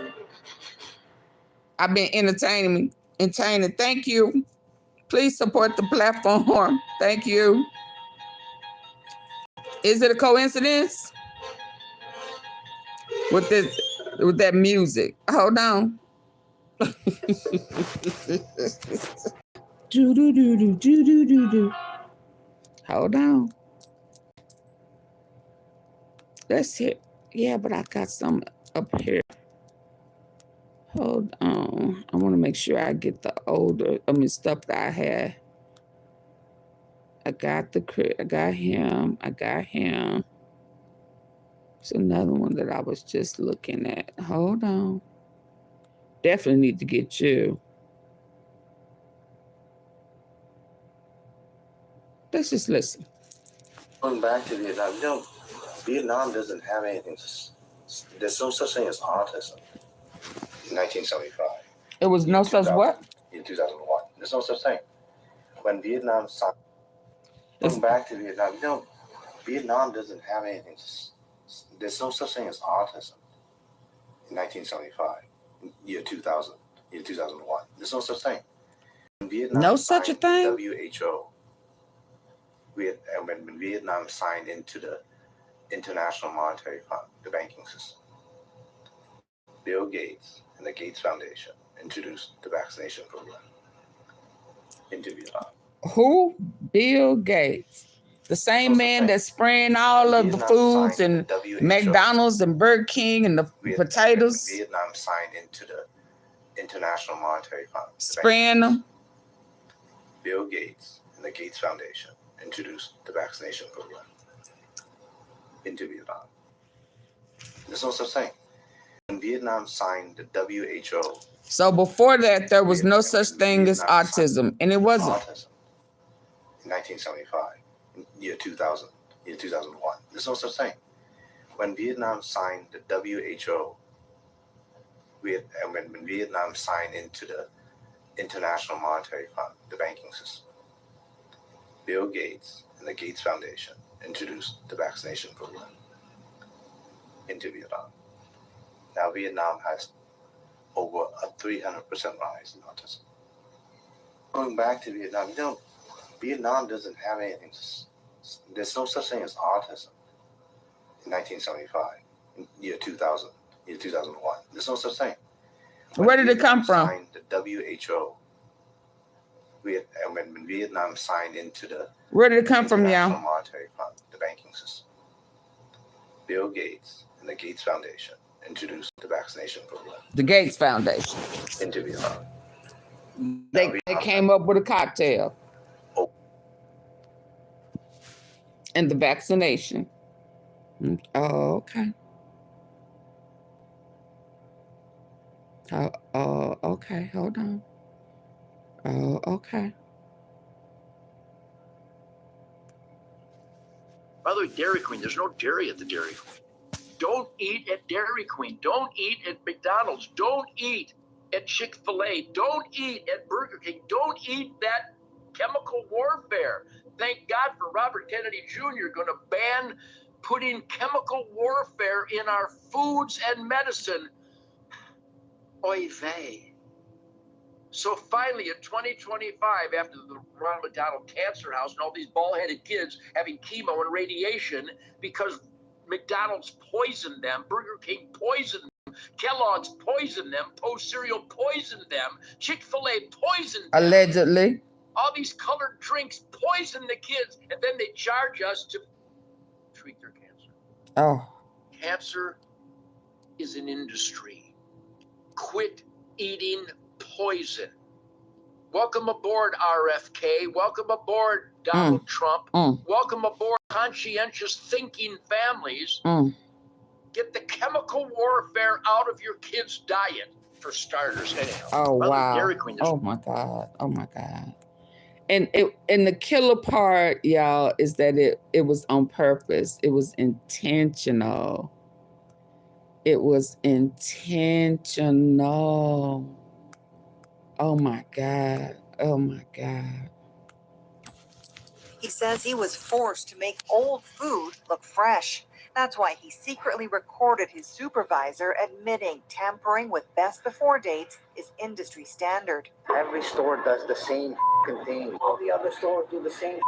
At his home, Safari demonstrates what he says is done at work. He takes cheesecakes weeks past their best before dates, adds new toppings, and sells as fresh. I decorate it, and I'm selling expired stuff for... In a national online call-out, Marketplace hears from grocery workers at smaller stores and big chains, sharing stories of food tampering. He used to work in a Toronto area supermarket. He shows us how he was told to give old meat new life. If it's like this, we would dabble in a little bit of blood, throw it into the meat mincer with some redder meats, and then all together it would make it look red. And then we put it back up on the shelf. At the University of And we wonder why we sick. Simulated what grocery insiders told us. And we wonder why we He sick. discovered toxins and bacteria linked to serious illness. He says he was forced to make old food look fresh. That's why he secretly recorded his supervisor admitting tampering with best before dates is industry standard. Everybody do it. Every store does the same thing. All the other stores do the same. At his home. Hold on, y'all. Oh my God.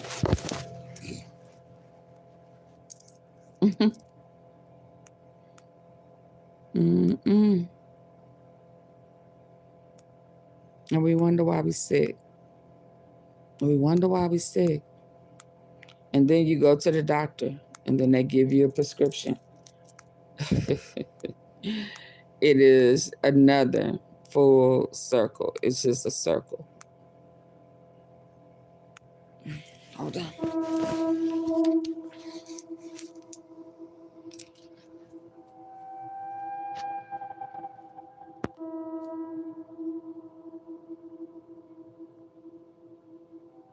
The A-pill coating that he sprays a toxic poison. Intentional. Bill Gates again. Oh, okay.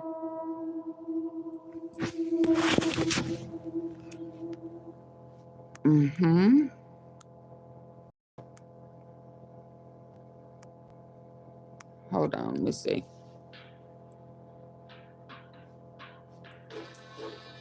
Oh, this one don't talk.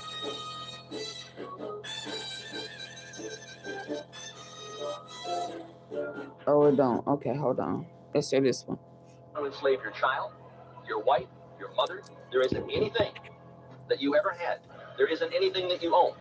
There isn't any right that you possess that they're not planning on taking away. Your sheep and your children are going to be slaughtered if you go along with the program. It's time to wait, sound, and tell the sheep. We're being led like sheep to the slaughter. What is the purpose? New world order. The United States of America is controlled by this evil army. They control the money system.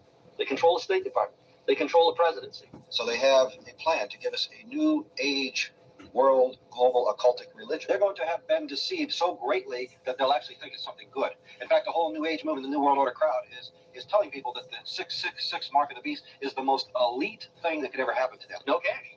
Cashless society. It's ready to go. Disease could be created. In essence, this is what he was saying. We have new strains of virtually everything that's drug resistant or drug. I'm not worried about the old diseases. I'm worried about the ones that they create to bring down the population of the world. They said they want to exterminate them, but that they consider them to be useless eaters. Words are very important to the Illuminati. These things are manufactured purposely for a purpose. And so I'm saying that there is something organized and directed, and it's here in this country. Future shocker biochip. And this is what Anthony showed you earlier, a biochip. That's an injectable computer chip, an economic mark in the back of our right hands or in our foreheads. You've got a choice. You can join in this fight, or you can die as a slave. You want to enslave your child, your wife, your mother. They allowed him to win, knowing that it was already rigged, right? There isn't any right that you possess that they're not planning on taking away. There is not a route, a right, like civil rights. What is the purpose? A new world order. The United States of America is controlled by this evil army. They control the money system. They control the State Department. They control the presidency. So they have a plan to give us a new age world global occultic religion. They're going to have been deceived so greatly that they'll actually think it's something good. Christians, get out. Vote. This would be the last time. Yes, my beautiful Christians, get out.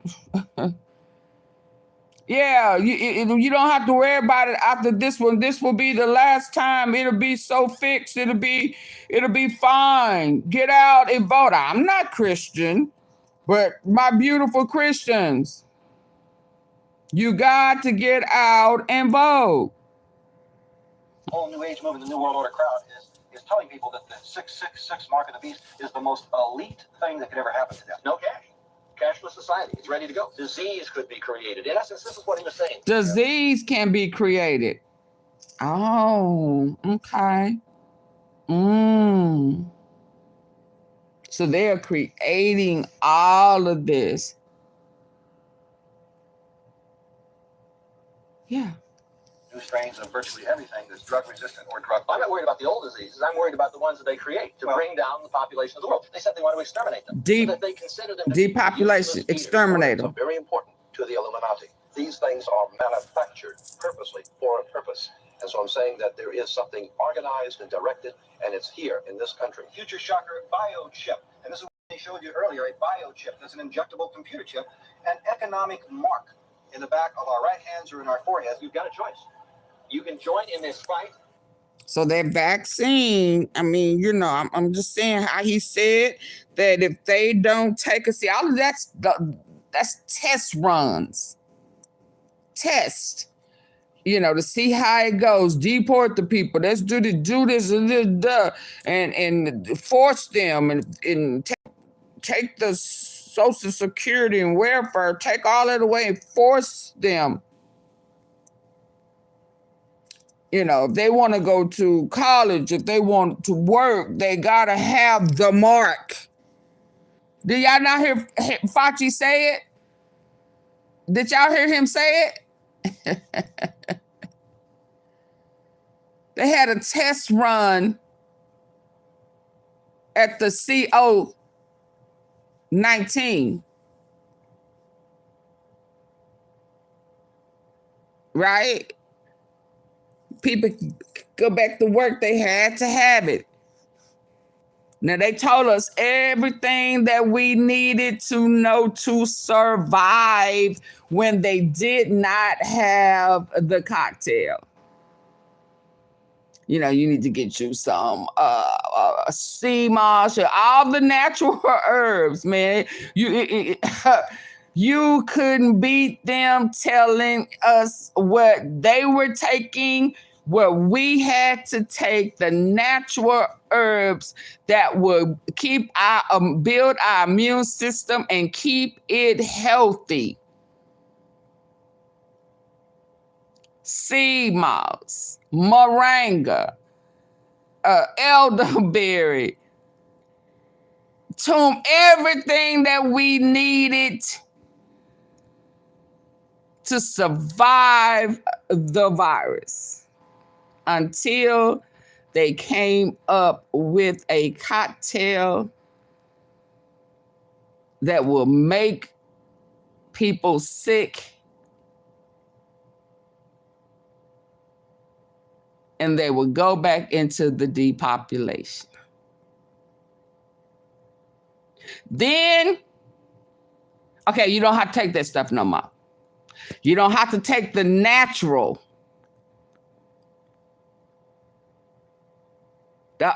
Erase everything that we said before there was a cocktail. Now you got to take this cocktail.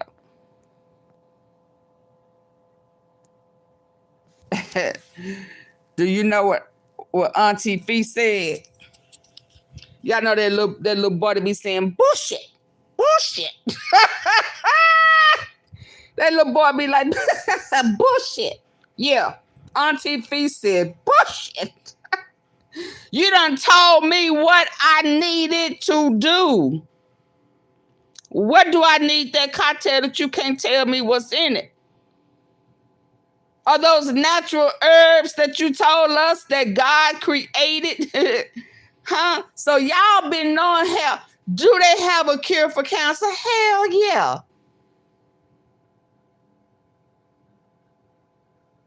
Enjoying movies at 1:15 a.m. What you talking about, Peach?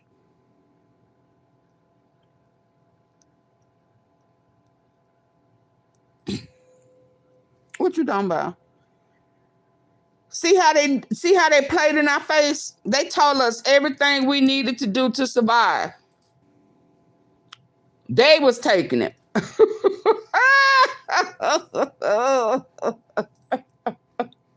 They unleashed the test sickness before they had a cocktail. Yeah. And soon as they got a cocktail, which, take in mind, your current president was trying to get into the market. He was trying to get some scientists and doctors to create a Trump version to cure. And it flopped. So he was gonna make you sick and then turn back around and make billions in the pharmaceutical sales. And then once the cocktail was ready, them doctors went back to telling you, oh yeah, you gotta get it. Fauci, oh yeah, you gotta get it. If you don't get it, you can't work. You can't work in this here country. Let me go back to this before I go, y'all. Read it. It's saying stop him. How does the guy get?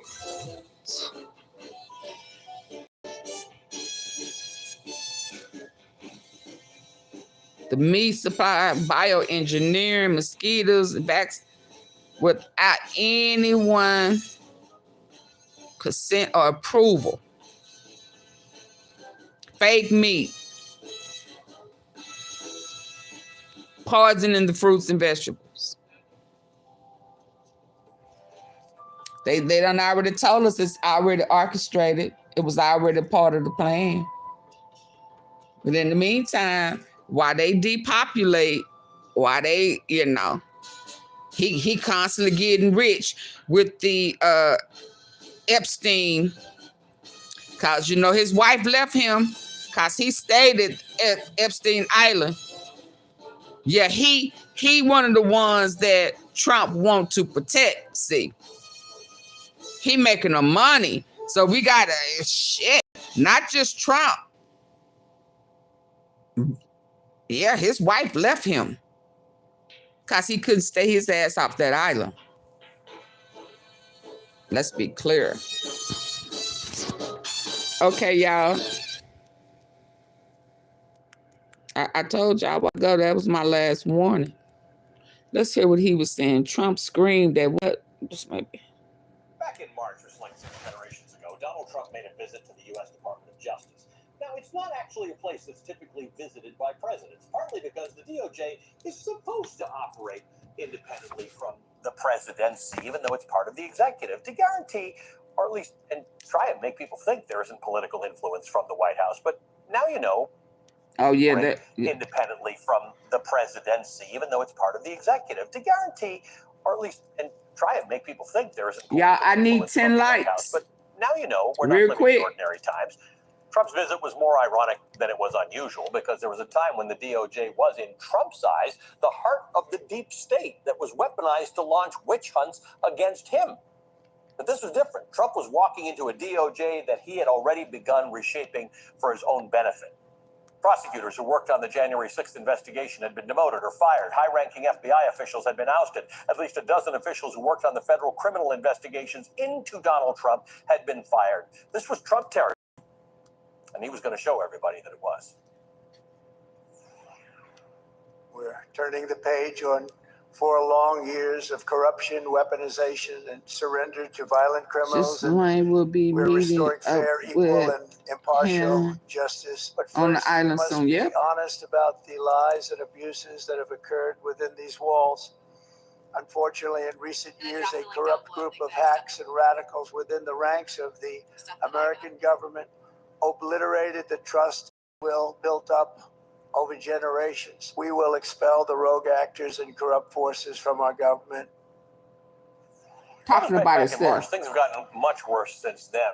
Trump's Retribution tour seems to have ratcheted into into overdrive. He's since used the power of the presidency to target political opponents, and that includes democratically elected lawmakers.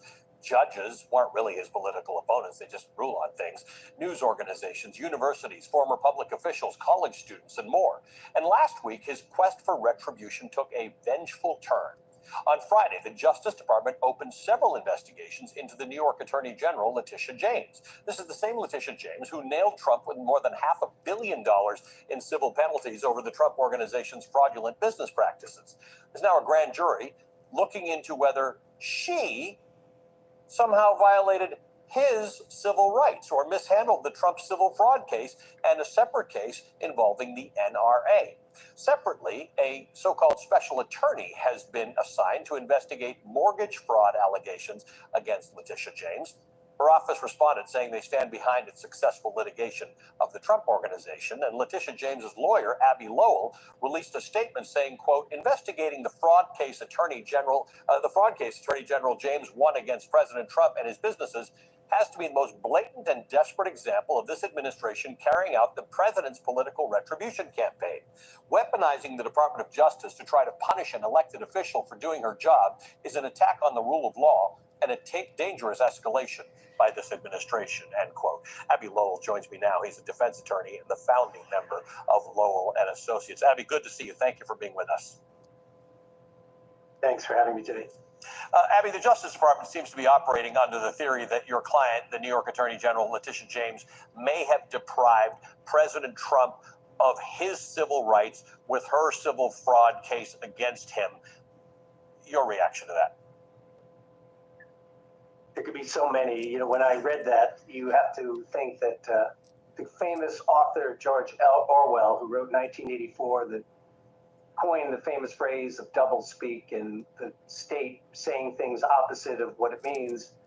His book, now, what President Trump and the people who carry out his mandate, it makes George Orwell's 1984 look like a Mother Goose nursery rhyme. I mean, it is just beyond comprehension, and we can't get inured to it, Allie. The requests to the Office of Attorney General that you mentioned to have to do the case the office brought against the NRA, found by a court and jury to have defrauded the people at the organization, or as you pointed out, the $500 million judgment rendered against the president, his companies, or himself. Those represent the rule of law operating the way it should, correct? I mean, you had process, you had case, you had lawyers. That's what people that were on juries decided was right. And for them now to do this, think about what the request is. They have demanded okay, so no lights. Grand jury. Every piece of paper, I want everybody to understand, every piece of paper the Office of Attorney General has in its possession that was used in the case against the NRA, and every piece of paper that was used against the case dealing with President Trump and his businesses, every single. Well, that would be an unprecedented breadth of a request anyway. But if you can have the presidency go against the people who use the courts of law to find him wrong when he was wrong, then they have taken this idea of retribution to places that, as I pointed out before, the authors like George Orwell would have never dreamed in their worst nightmares. And in the modern day, this happens. We can look for examples in Hungary and Turkey and India where they sort of go after people for things like this to sort of get them out of the political sphere. Back in April, the federal government issued a criminal referral alleging that your client, Letitia James, committed mortgage fraud. Back then, you sent a letter to Attorney General Pam Bondi, which included documents and exhibits that you say refute the allegations. But you said something else that was important, warning Bondi against this type of political retribution. So you knew then that the administration was going to double down. Well, I mean, President Trump campaigned on this. It didn't take him long after getting elected that he created people that would carry this out. I mean, remember his first choice for Attorney General was Matt Gaetz. I mean, if he was signaling what he was going to use the Department of Justice for. You can say a lot of things about what's supposed to happen between those two places on Pennsylvania Avenue, the White House and the Department of Justice, where I started my career. But the separation is supposed to have existed at some level. I don't think there's been an attorney general that has been willing to carry out the president's wrongdoing as much as Pam Bondi has since, I'd say John Mitchell with President Nixon. So this was something he announced, and it's happening as per the game plan he announced. The idea, though, again, back to this idea of doublespeak.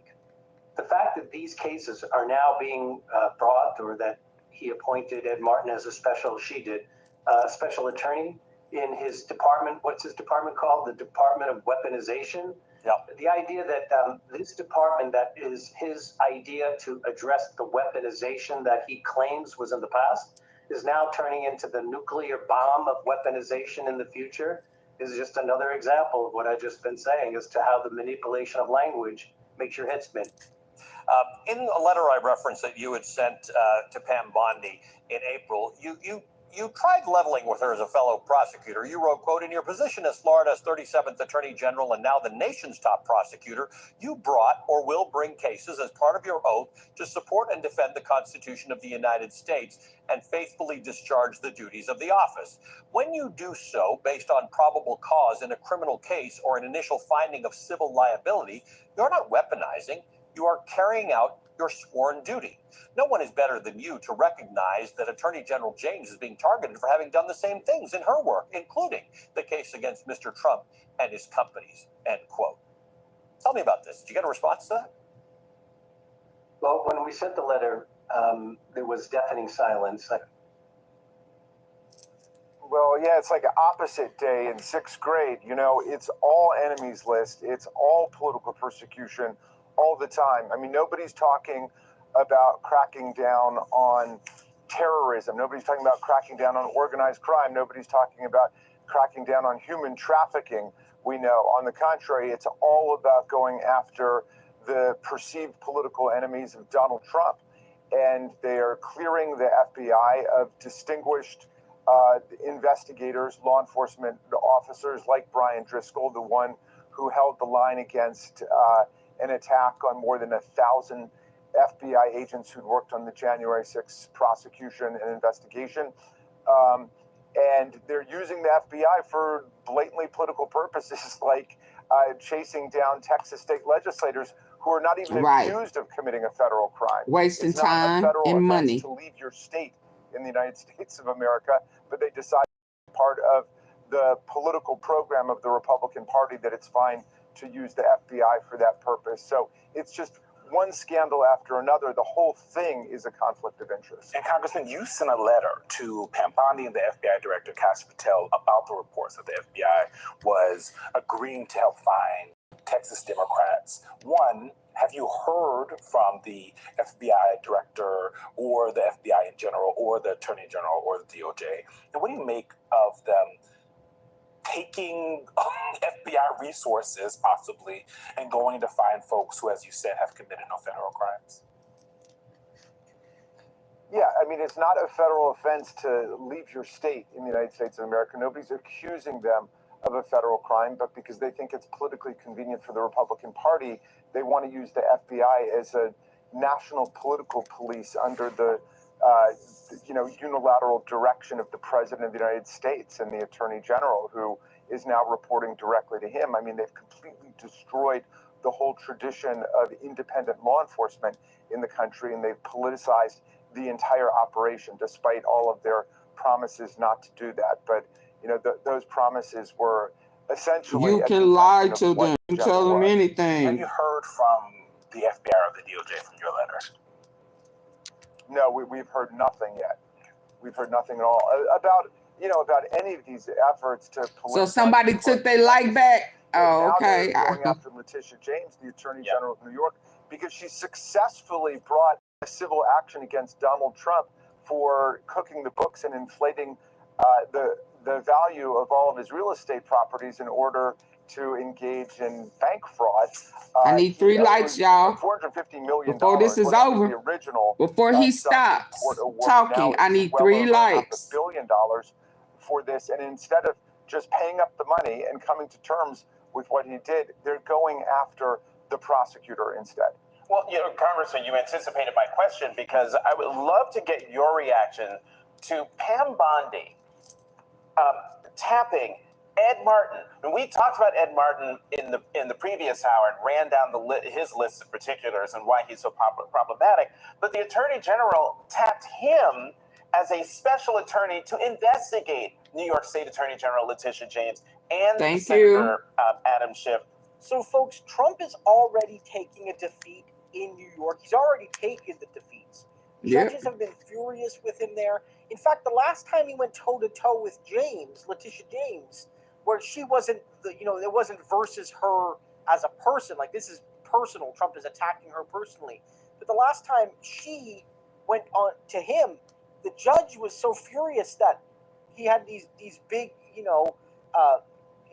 confrontations with Trump and or his attorney. Somebody took their life back.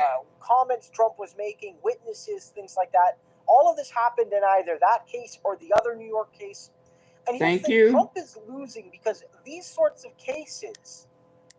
So he went off on a hold on. Very obvious, even to people on the fence, that he's politicizing. 100%.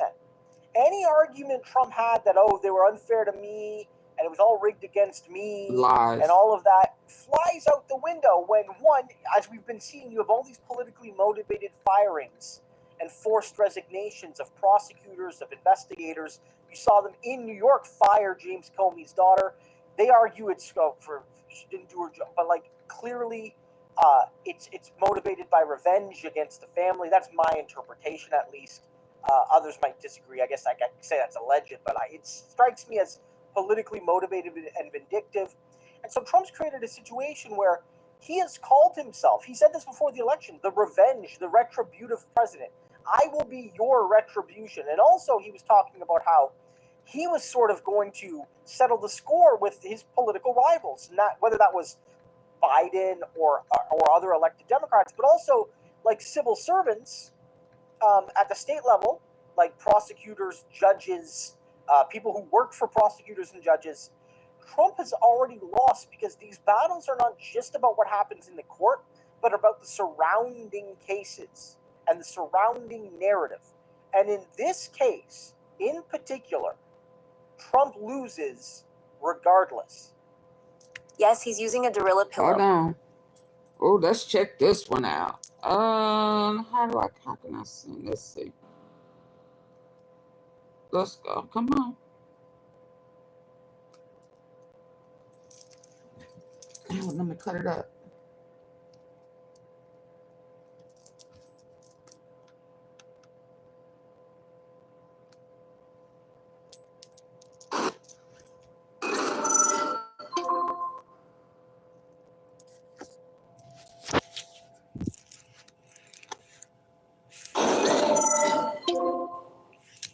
So hold on, I'm trying. Back in June, the CSRA and other parts of South no, that's not it. Hold on. Carolina and Georgia turned their eyes to the sky when hold on, yeah, I'm trying to get crashing down into it. I'm trying to get this T on this cat right here. Him. He was arrested. Can anybody guess why? Jawan Rashawn Porter is accused of threatening to unalive President Humpty Dumpty out of Florida on TikTok. I'm trying to find the video, but this video didn't show it. So hold on, let me get the video. Let's hear this. Let's hear this. Said he had a TikTok. Let's see. What it do? Hey, Prayers of Wisdom. I called you out a minute ago when I saw you on a comment. Hey, let's find the video. Why is it on it? Oh, so they short videos. I thought it would have been longer. Hold on.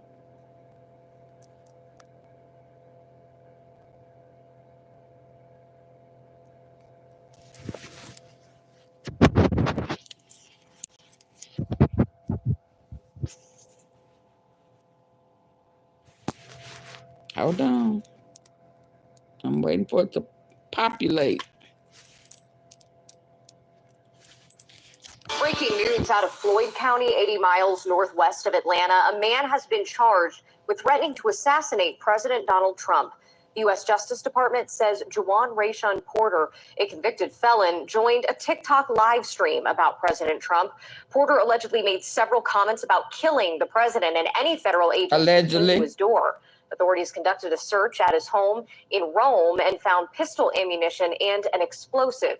Secret Service is now taking over this investigation. Can y'all believe that? In your opinion, what is it about? Breaking news out of Floyd County, 80 miles.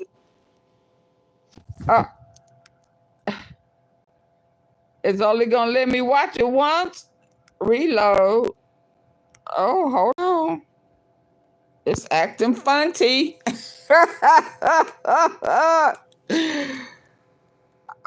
It won't. Breaking news out of Floyd County, 80 miles northwest of Atlanta. A man has been charged with threatening to assassinate President Donald Trump.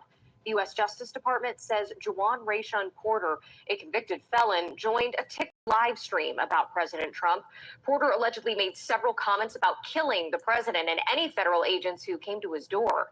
Authorities conducted a search at his home in Rome and found pistol ammunition and an explosive. Secret Service is now taking over this investigation. Wow. He not happy. He wasn't happy, was he? Hold on. He wasn't happy at all, was he? He 29. He Chicago. Hold on. Let's see. That. What in the world?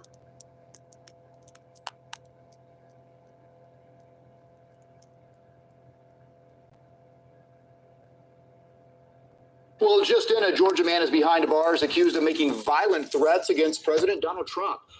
Well, just in, a Georgia man is behind bars accused of making violent threats against President Donald Trump. The feds say a Georgia man is behind bars accused of making violent threats against President Donald Trump. The feds say a 29-year-old Juwan.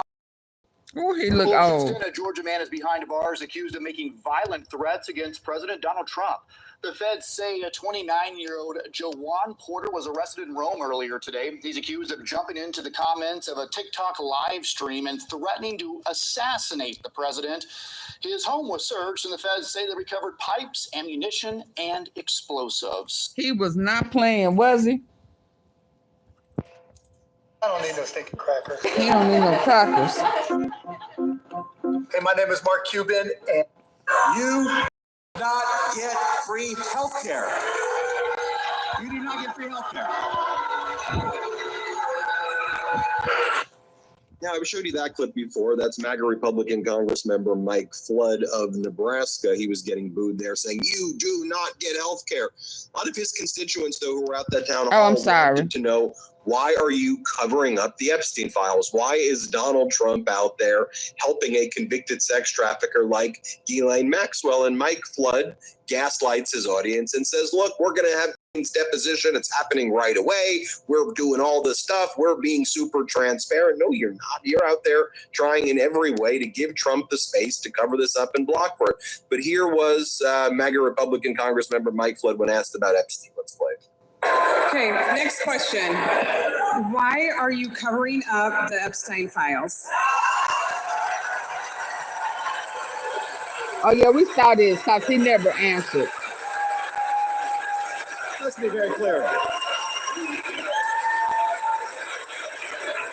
At the next pro forma session of the Congress, you'll find my name as a sponsor on a resolution. Yeah, he never answered.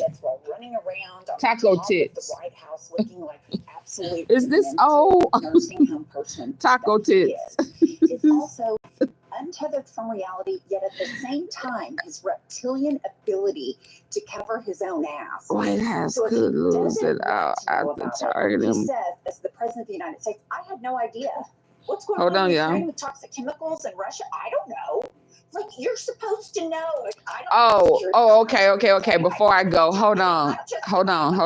Before I go, because I got Diddy's name up there. Oh boy, and TD Jakes. I'm sorry. Hold on. Let me get to it. I'm sorry. Hold on. Oh, he goes ham. Let's go. Guys, I feel like we need to talk about the Gate Avengers because I feel like this is basically what is being formed slowly to our public eyes. And I do wonder how long this has basically been going on for. Hey guys, that's Marab Maradi, daily and consistent content. Subscribe to the channel. It's just one click. That's all you guys have to do. It goes a long way. Join Marad Nation.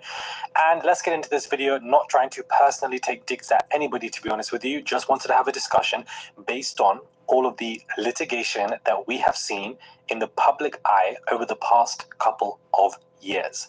The past 2 years, in my opinion, have revealed so much information about people, specifically men in the industry, and actually how they're very much fluid than we initially expected. Before I dive deep into that, an exclusive interview has basically been dropped via Shade Room. I don't know why they dropped this. Which one? Who looks things confused? really took a heat with Him Diddy or the before he other was guy? arrested. You have TD Cakes. He was basically there addressing Diddy. A couple of days ago, I saw a picture of Puff Daddy laying on your shoulder. What advice were you giving him about forgiveness? Well, I don't know that it was about forgiveness. I was really focusing. We talk a lot. We talk about black equity. We talk about the black community. To me, hip-hop is the preachers of that it was about forgiveness. I was really focusing. He had his head on your shoulder. Black equity. We talk about. It wasn't about forgiveness. I was really focusing. We talk a lot. We talk about black equity. We talk about the black community. To me, hip-hop is the preachers of the street. And so to have an opportunity to cross-pollinate and share ideas together about how we can have upward mobility is a powerful thing. And TD Jakes basically was, TD Jakes doesn't even sound. TD Jakes. Before he was arrested, you have TD Cakes. He was basically there addressing Diddy. TD Cakes. A couple of days ago, I saw a picture of Puff Daddy laying on your shoulder. What advice were you giving him about forgiveness? Well, I don't know that it was about forgiveness. I was really focusing. We talk a lot. We talk about black equity. We talk about the black community. To me, hip-hop is the preachers of the street. And so to have an opportunity to cross-pollinate and share ideas together about how we can have upward mobility is a powerful thing. And TD Jakes basically was, TD Jakes doesn't even sound right to me because I've been saying TD Cakes for so long. But TD Jakes basically was talking about how him and Diddy speak a lot. They actually have a lot of conversation on the phone, very friendly with each other, and they've been going back and forth for a lot. One of the questions was basically asked about what they speak about, and he said that, you know, they speak about black equity amongst them too, amongst the community, how much they can, you know, build wealth in this instance. I don't buy any of this. I don't buy any of that because you're having conversations with Diddy about black equity, but when Diddy was on the stand in all of these award shows, not even his trial, all he was doing was talking about black excellence. But that unfortunately did not apply to all of the black people in these civil lawsuits, all those who have testified. When you think horse, who basically were treated like crap, or the people that he took advantage of when it came to Bad Boy Music Records. That doesn't apply to them, unfortunately, and I don't understand why. Very confusing. So when TD Jakes talking about black equity, I don't buy it. I feel like it's all a facade, to be honest with you, a kind of like performative presentation to put to the public that, look, we are trying to increase the wealth and progression in our community, or that's what you want it to look like. More so, you're just increasing it for yourself as opposed to the community around you. And the way we can look at is these lawsuits, the civil lawsuits, the litigation. All of this is public information that people choose to ignore. Presentation to put to the public that, look, we are trying to increase the wealth and progression in our community, or that's what you want it to look like. More so, you're just increasing it for yourself as opposed to the community around you. And the way we can look at that is these lawsuits, the civil lawsuits, the litigation. All of this is public information that people choose to ignore, and I don't understand why. I'm not talking about how many times TD Jakes has gone to a congregation I'm not talking about how many times Diddy went to a charity and donated or wanted to do these speeches. I'm talking about, let's look at the litigation, the lawsuits that so many people who support these people ignore. Why do you ignore these continuous, lawsuits? I don't understand. I feel like all of these men are just gay. All of these men are in denial. They want to be in the closet, but they don't want to come out with that publicly because it will damage their brand. It will damage their money. It will damage, the women fan base, and therefore they want to live in that closet because of experiences also that they have gone through when they were young from their elders, aunties and uncles and etc., and it's passed down in some kind of unfortunate sick way that also is very much plausible and can happen, but also because of the industry that they are in, they were also told to do things to people above them to even be seen in the position that they are in right now. And so therefore, because they're closeted, in denial, and they don't know how to really comfortably be in their skin because of their orientation, they end up violently acting out their behaviors or their desires on other men or young boys. That in itself ends up leading to the litigation that we see today. We have now seen over the past 2 years 70 civil lawsuits coming towards Diddy, majority men, a lot of them also being black men, coming towards somebody like Diddy who preached about black excellence, talking about how they were sodomized by this man, given some kind of drug where they couldn't move, they were sedated, and they basically went through horrific situations. All of these are out there, pending civil lawsuits that are there for you to see. Outside of that, you then have TD Jakes, who has had 3 men basically discuss and have gay allegations against him, and how he would sneak into the bed of these men and basically press himself up against these men. All of these lawsuits, and it's all public information, it's all there for you to see. Then you have Tyler Perry, where you've had 2 new lawsuits, well, 1 lawsuit and another person coming on Instagram, all talking about how Tyler used his ways to basically, keep trying to flirt with somebody initially that's harmless, and then over time, Tyler put his hands down somebody's pants to try and bring it down and etc. They don't know how to live out their desires in a peaceful way because they are not comfortable with themselves. Therefore, they act it out violently, thus forming the gay Avengers, where they basically at this point should just all stand together, hold hands and fly up and act out their desires violently on men, is what these gay Avengers basically be doing. That's what this is giving. That's why there are so many lawsuits out against these men. 3 separate men are talking about TD Jakes and how he was sneaking into their room or phone him up whilst he was in the bathtub, talking about, we need to do X, Y, Z. This is going to be our secret. Like, the issue isn't even you doing anything in secret with somebody who's consensual. Then it's nobody's business. But the issue is that you're causing harm towards people. That's what the gay Avengers are doing. They're like evil supervillains that are running around violating other men.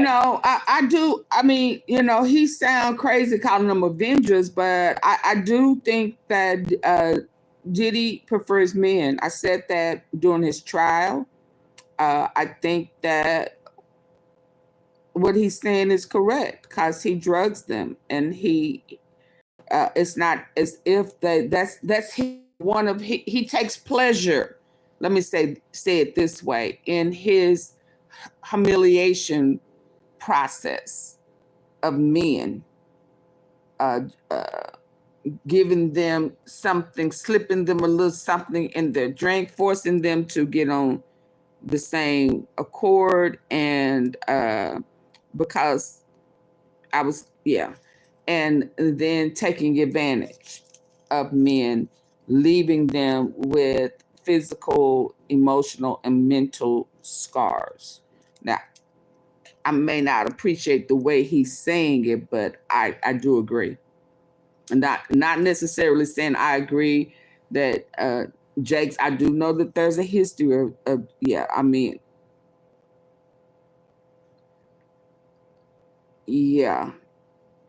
I'm saying right now, I do think that Diddy prefers men over women. Because they are in denial of themselves and causing so much harm. Business. But the issue is that you're causing harm towards people. That's what the gay Avengers are doing. They're like evil supervillains that are running around violating other men because they are in denial of themselves and causing so much harm, thus producing these civil lawsuits. Then that begs the question that, if it's just these 3, who else are part of the gay Avengers? Because definitely just ain't these 3. It definitely ain't just these three. There are multiple men out there, multiple of these executives as well, like Clive Davis being one example. These evil kind of like, you know, older men who basically taught the ways of, if you want this record company, if you want this donor, if you want this money from me, thank you, Kane Light. Thank you, thank you, thank you. Power. Then you have the introduction of sex magic, which is basically going to be thrown into this conversation, and how they use that as well in some kind of demonic entity and way, which is what this industry does. Thank you. And it's all tied to certain countries and corporations that own people because they have tapes of them doing stuff. It's all linked and tied together. And I was just thinking about it randomly, and I just feel like these three men are basically, in my opinion, the pillars of gay Avengers. And there's a lot more other foundations above them that we just don't really see. Because why are there so many lawsuits against these men? Why is now the interview with DJ is coming out talking about, made his point. I agree. You and Diddy used to speak a lot. I agree. Yeah, he's just using the fact that they want to advance as a opportunity to, you know, do what he do, how he do it. It's horrible. They're predators. I don't care how you say it, how you look at it. It still equals predator to me. As Donald Trump's approval plummets, as he gets more desperate, as the cover-up of the Epstein files starts pissing off more and more people, even in his own base, and he's got nowhere to go. As we predicted, he gears up the retribution side of things. And so, you know, he's made social media posts go after New York Attorney General Letitia James. He's made posts go after California Senator Schiff. He's made posts go after the former special counsel, Jack Smith. And, you know, these posts have now become actual DOJ criminal investigations. Also go after Obama and everybody in the Obama administration. These social media posts are more than just Donald Trump trolling. I mean, there's now a grand jury that's been impaneled. Attorney General Pam Bondi and others, leading the charge here as well regarding former President Obama and people in Obama's administration behind Donald Trump saying, Russia, Russia, Russia, Russia, Russia. It was, even though I said, Russia, if you're listening, find me the emails.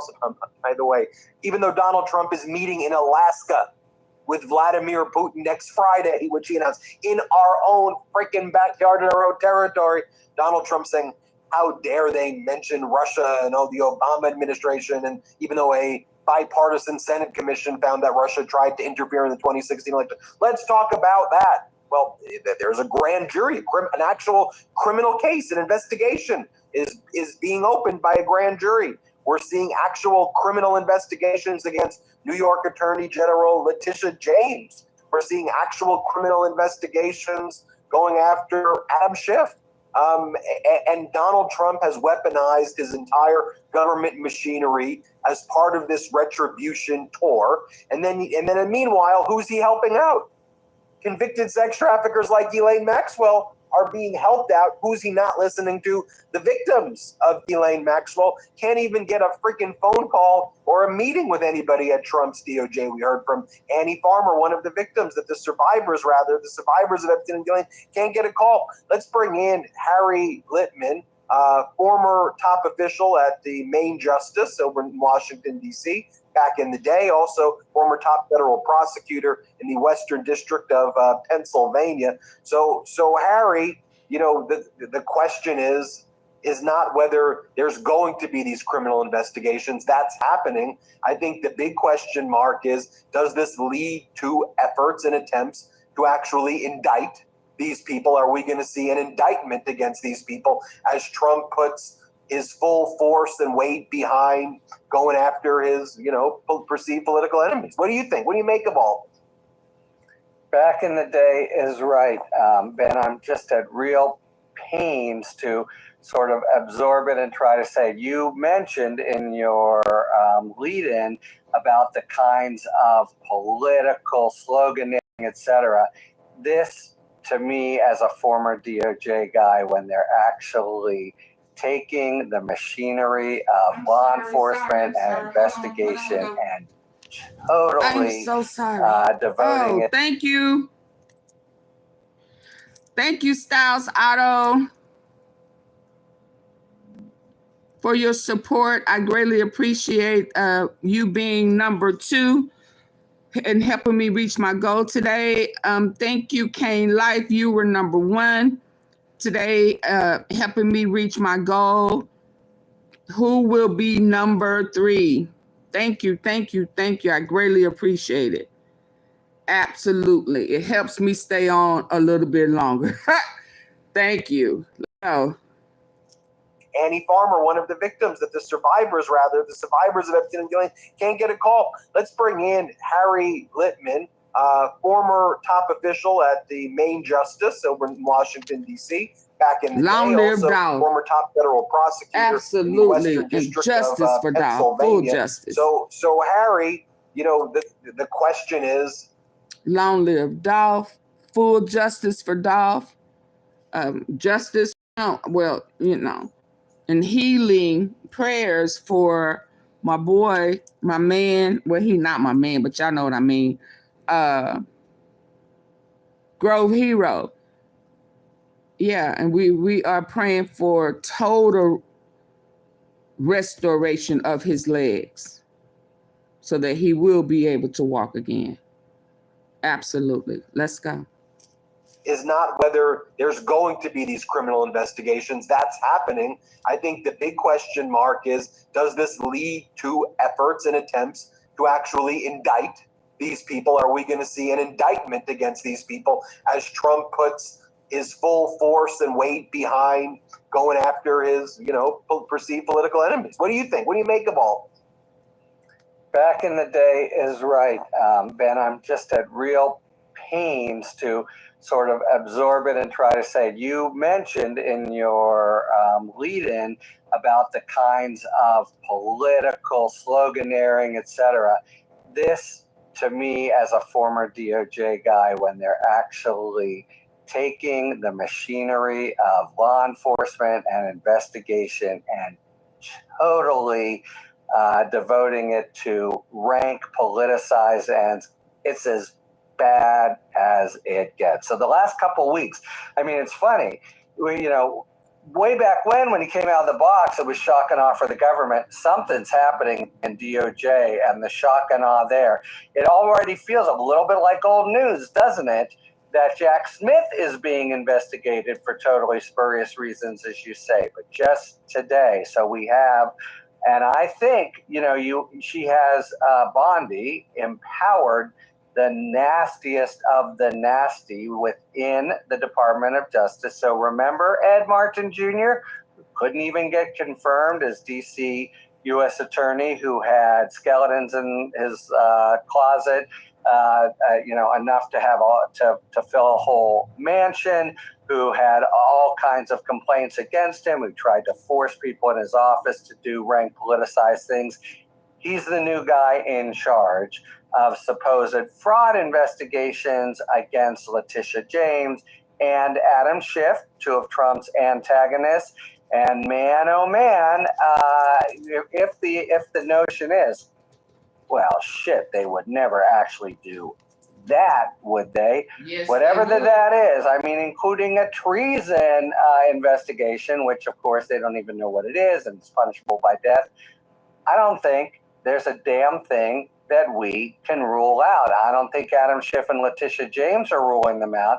And part of the whole impact here is to just make them miserable and have to get lawyers and have to face this stuff. This is like 15-year-old notions about, did they state their primary residence? You know, it's zip, nothing. It's the kind of, it's really of a piece with what brought Trump to fame, the whole kind of crazy birther.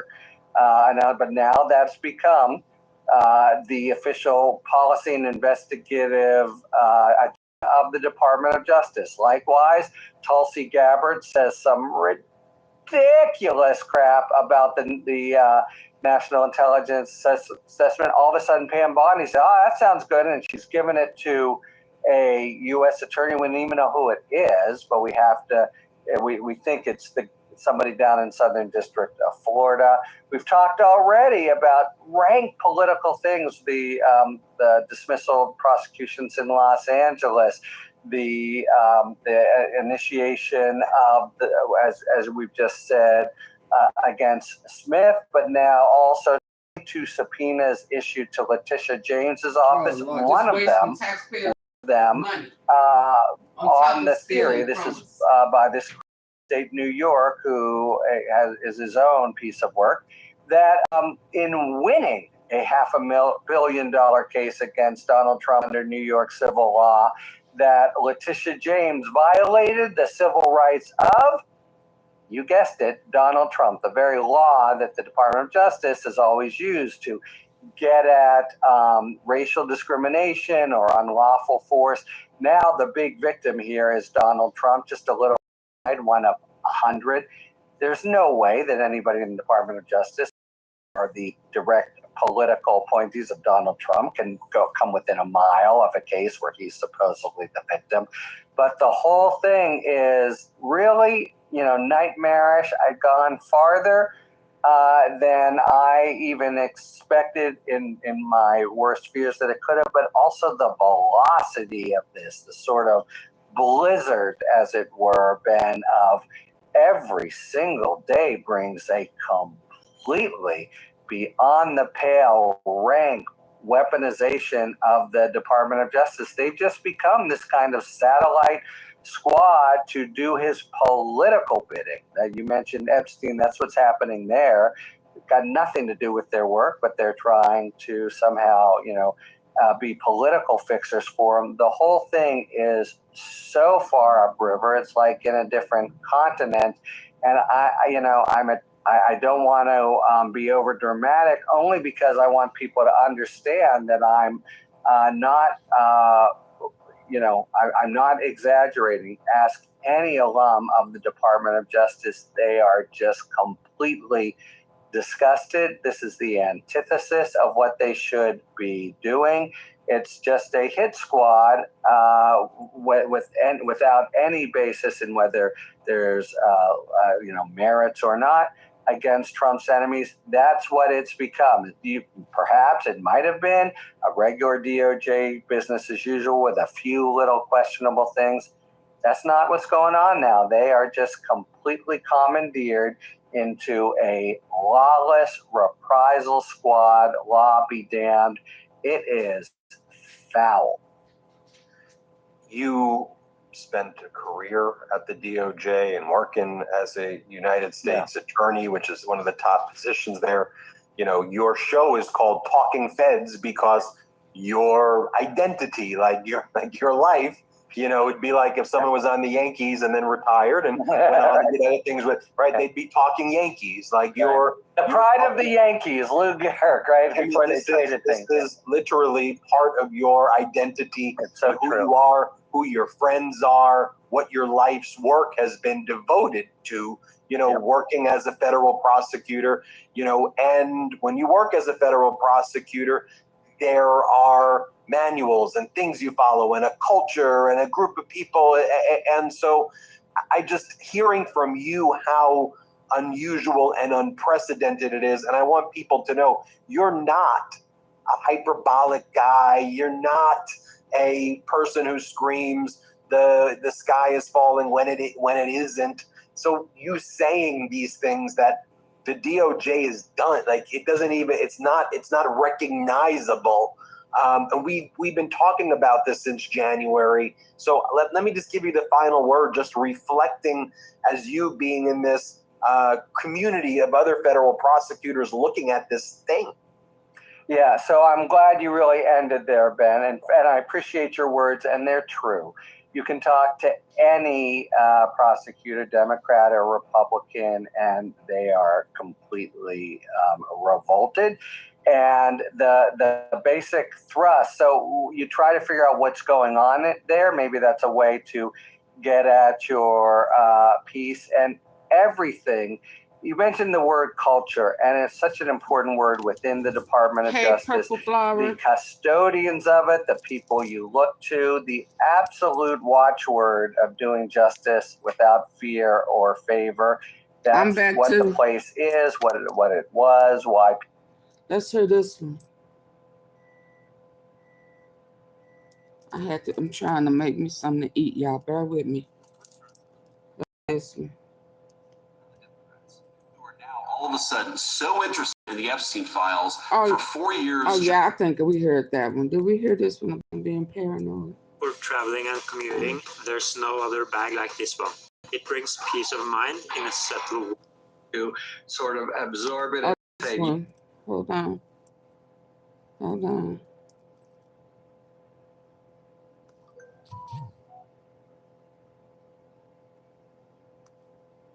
Hold on, y'all.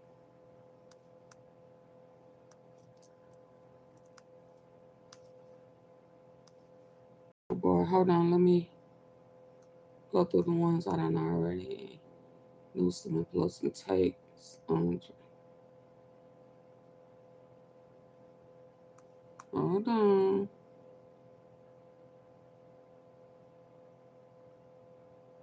Oh, now you lying. Somebody, Epstein was not discussing the White House strategy. You a lie. Y'all don't have nothing else to talk about, really. Hold on. Mega Christian pastor comes unhinged. Brutal league.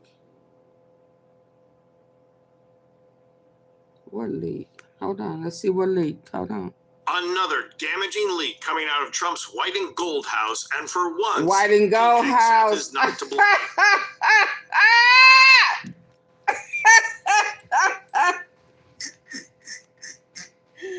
It's the white and gold house. It ain't the White House no more, y'all. It's the white and gold house. He done got a deal. He done did a trade on that 24 karat gold trimming. He said you can't paint it, you know, because it's hard to find that color paint.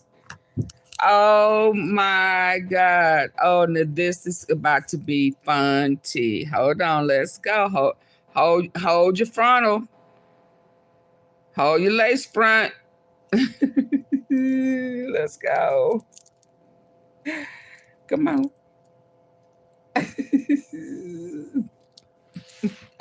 Another damaging leak coming out of Trump's white and gold house, and for once, Pete Hegseth is not to blame. Although, you know what they say, when you hear hoofbeats, think horse's ass like Hegseth. This leak, however, makes Signalgate look like the raging amateur mistake that it was, and reveals... Did he say Signalgate? He is funny. Trump's white and gold house, and for once, Pete Hegseth is not to blame. Although, you know what they say, when you hear hoofbeats, think horse's ass like Hegseth. This leak, however, makes Signalgate look like the raging amateur mistake that it was, and reveals instead the Trump team's all-out war and militarization of America. Obtained by the New Republic, the memo not only outlines permanently using the military to police American cities, but also spells out that these plans minimum of written documents so as not to be discovered. So the Trump administration is doing more than going rogue. They are instituting a full-on fascist state with plans for sending the military into Florida and Texas, where they will be received warmly by Republican governors. And if that's not bad enough, and it is, the Washington Post has just uncovered its own leak that the Trump administration is doing pretty much the same thing with tariffs. Trump's excuse has always been that tariffs are necessary because countries are ripping us off. And he parades that clown Peter Navarro, the only economist in the world who believes in tariffs, to spin how tariffs are going to make us richer. Conservative columnist George Will just got done ripping that theory to shreds. Oh, okay, the batteries. Chronic, incurable trade deficit with my barber. With your what? Once a month, I buy a haircut from her. She buys nothing from me. She has a trade deficit with Iowa because she buys corn products and pork, and no Iowan ever comes to Washington to get a haircut. And European reporting about tariffs also reveals that Trump's tariffs are not as they appear. Absolutely not. Will suffer most from this deal, the US or the EU? Well, I think, in all honesty, we will see different types of suffering. In the US, we will clearly see more inflation coming. In Europe, different type of suffering. More downside risks to growth. So, and we knew this from the beginning, that there are no winners in trade wars. There are only losers. So Trump's tariffs make no economic sense. Nope. They're done with smoke and mirrors. And in fact, they're damaging to the economy, as Jerome Powell has stated. The evidence seems to be mostly not paid, but paid only to a small extent through exporters lowering their price, and companies or retailers, sort of people who are upstream, institutions that are upstream from the consumer, are paying most of this for now. After having seen Trump try and use tariffs to punish Brazil for prosecuting his ally, former Brazilian President Bolsonaro, the Washington Post got suspicious. And sure enough, in a shocking exclusive, the Post reveals that it got its hands on an 8-page memo revealing that, as they report, President Donald Trump's freewheeling use of tariffs as a tool of American power may have been more extensive than was publicly known, encompassing an array of national security goals as well as the interests of individual companies. And the things that the Trump administration are trying to leverage are as outrageous and as right-wing as can be imagined. For example, the Post reports that State Department officials considered demanding that U.S. trading partners vote against an international effort to reduce greenhouse gas emissions by the ocean-going container ships that are the backbone of global trade.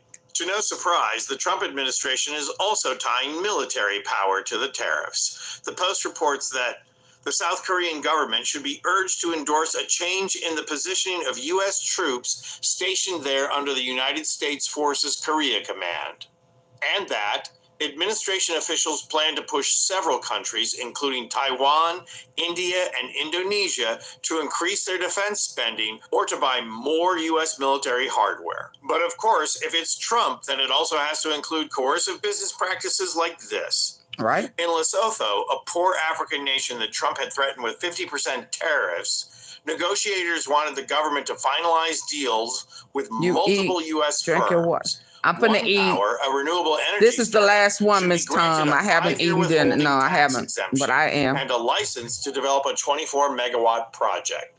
Regulators should also waive a legal requirement for Starlink, Musk's satellite-based internet provider, to provide a physical address in Lesotho before conducting business there. And if there's one thing we know about Trump and his throng of thugs, it's that it won't stop there. Right. Once Trump has broken the limit on what trade deals inscribe, like he's done with Brazil, how long will it be before they demand other things? He uses overthrowing governments, providing refuge for tyrants, silencing their press, regulating their universities. The list is endless. So in some respects, you have to tip your hat to Team Trump.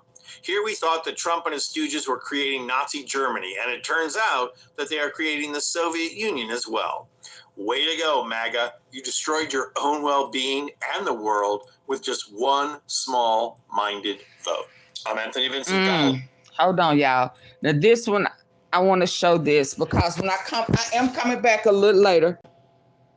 It will be on the culture. Memphis, my grow. Hey. But hold on. Believer that food is medicine. So for me, no cheese. Stop. I'm lactose intolerant. No milk. Bam. I want to avoid any Why is this not stopping? Bam. I want it to taste freaking. Hold on.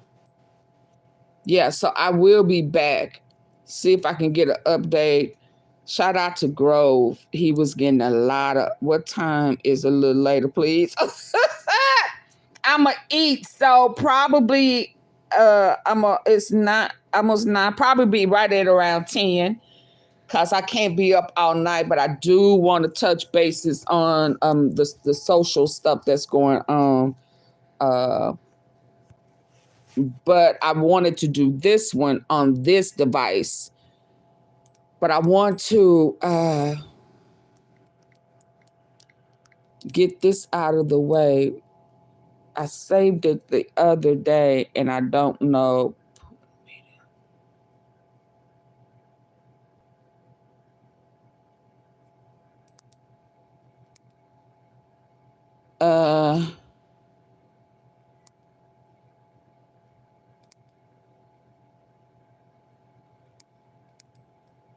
The other day, I don't know where I put it, but Putin was not playing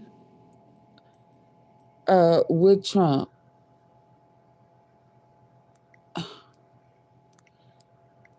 And Iran ain't eating. Is not either. Hold on.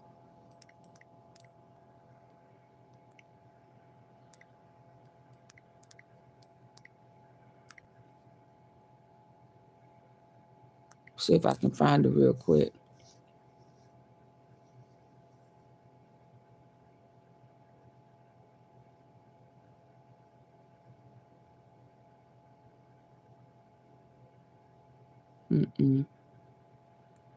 I should be able to see it. And then he asked for a meeting. Baby, I know you did. Because who wasn't playing with you was Putin. And a Putin bold reply. Is this it? Star summer movies. Hold on, y'all. Different. You need to learn some manners. And as soon as it began, we told them, listen, let's withdraw our troops from Donetsk and Lugansk No, that ain't it. Nope, that ain't it. Baby, I need to find it, baby, because Putin, he laid down the law. And he said, I don't want to say what he said because I'm gonna add my little. He said, ain't nobody scared of you, ain't nobody scared of your threats, ain't nobody, none of that. And if a war is what you want, he said, a war is what you gonna get. Did y'all see that? Yeah, I'm trying to hurry up and find this so I don't cross over. It was it? Let me find it real quick, and then I can put some food on my tummy. So Trump. Hold on, y'all. I really want to find it, and I know I've watched it. They go to one about Iran.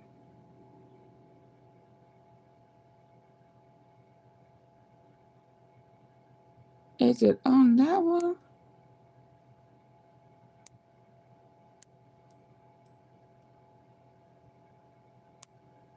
Maybe it's on it. Hold on, let me look. If not, I'll find it and send it to myself. Hold on. Trump doesn't.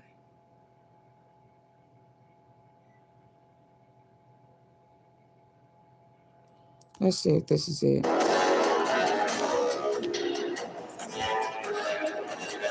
I don't think so.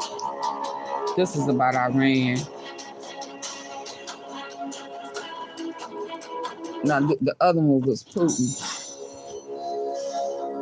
Iran vows to block Trump back. They're not playing with this man. They playing in his face, and we gonna have to suffer. They not even talking. They just, this ain't it. I need to find it, y'all. But listen, I'm trying to show y'all that they are plotting behind this clown's back, and he thinks that he has a good relationship with them, and they not playing with him. Do you understand? Putin ain't playing. Now we can have this meeting. Now you want a meeting, but you can talk that shit if you want to, talking about you got me in the palm of your hand, and you know, y'all had Trump the peacemaker card. That ain't it. I'm gonna have to find it, y'all. I'll be back. Let me go eat, and then I'll try to find. Deserve no, he don't deserve no Nobel Peace Prize. But I'll be back, y'all. I'm gonna talk about the culture. Dang, I wish I could find it real quick. Cause he went ham, baby. He said, I'm not playing with you. And if it's a war you want, I don't take kind, he didn't say kind, to your demands, your deadlines, all of that. He went ham. He went in. and basically saying, this ain't what you want. I'm gonna tell you that now. This ain't what you want. And I'm saying to myself, Lord God, bless us, protect us. Lord, please, because this man is finna get us blown the up. And that may be what he wants, y'all, because he's a narcissist. I don't know. He's sick-minded. He don't like to be classified or looked at as the failure that he is. I don't know what his problem is. Oh, yeah, I need to watch that one again, too. But, yeah, I got to come back. My doctor said because I gotta talk about this one. I got to talk about the culture. So I'll be back. Let me eat, y'all. I'll be back. Thank you. Thank you. Thank you. Thank you for all the support. I greatly, greatly appreciate it. Bye.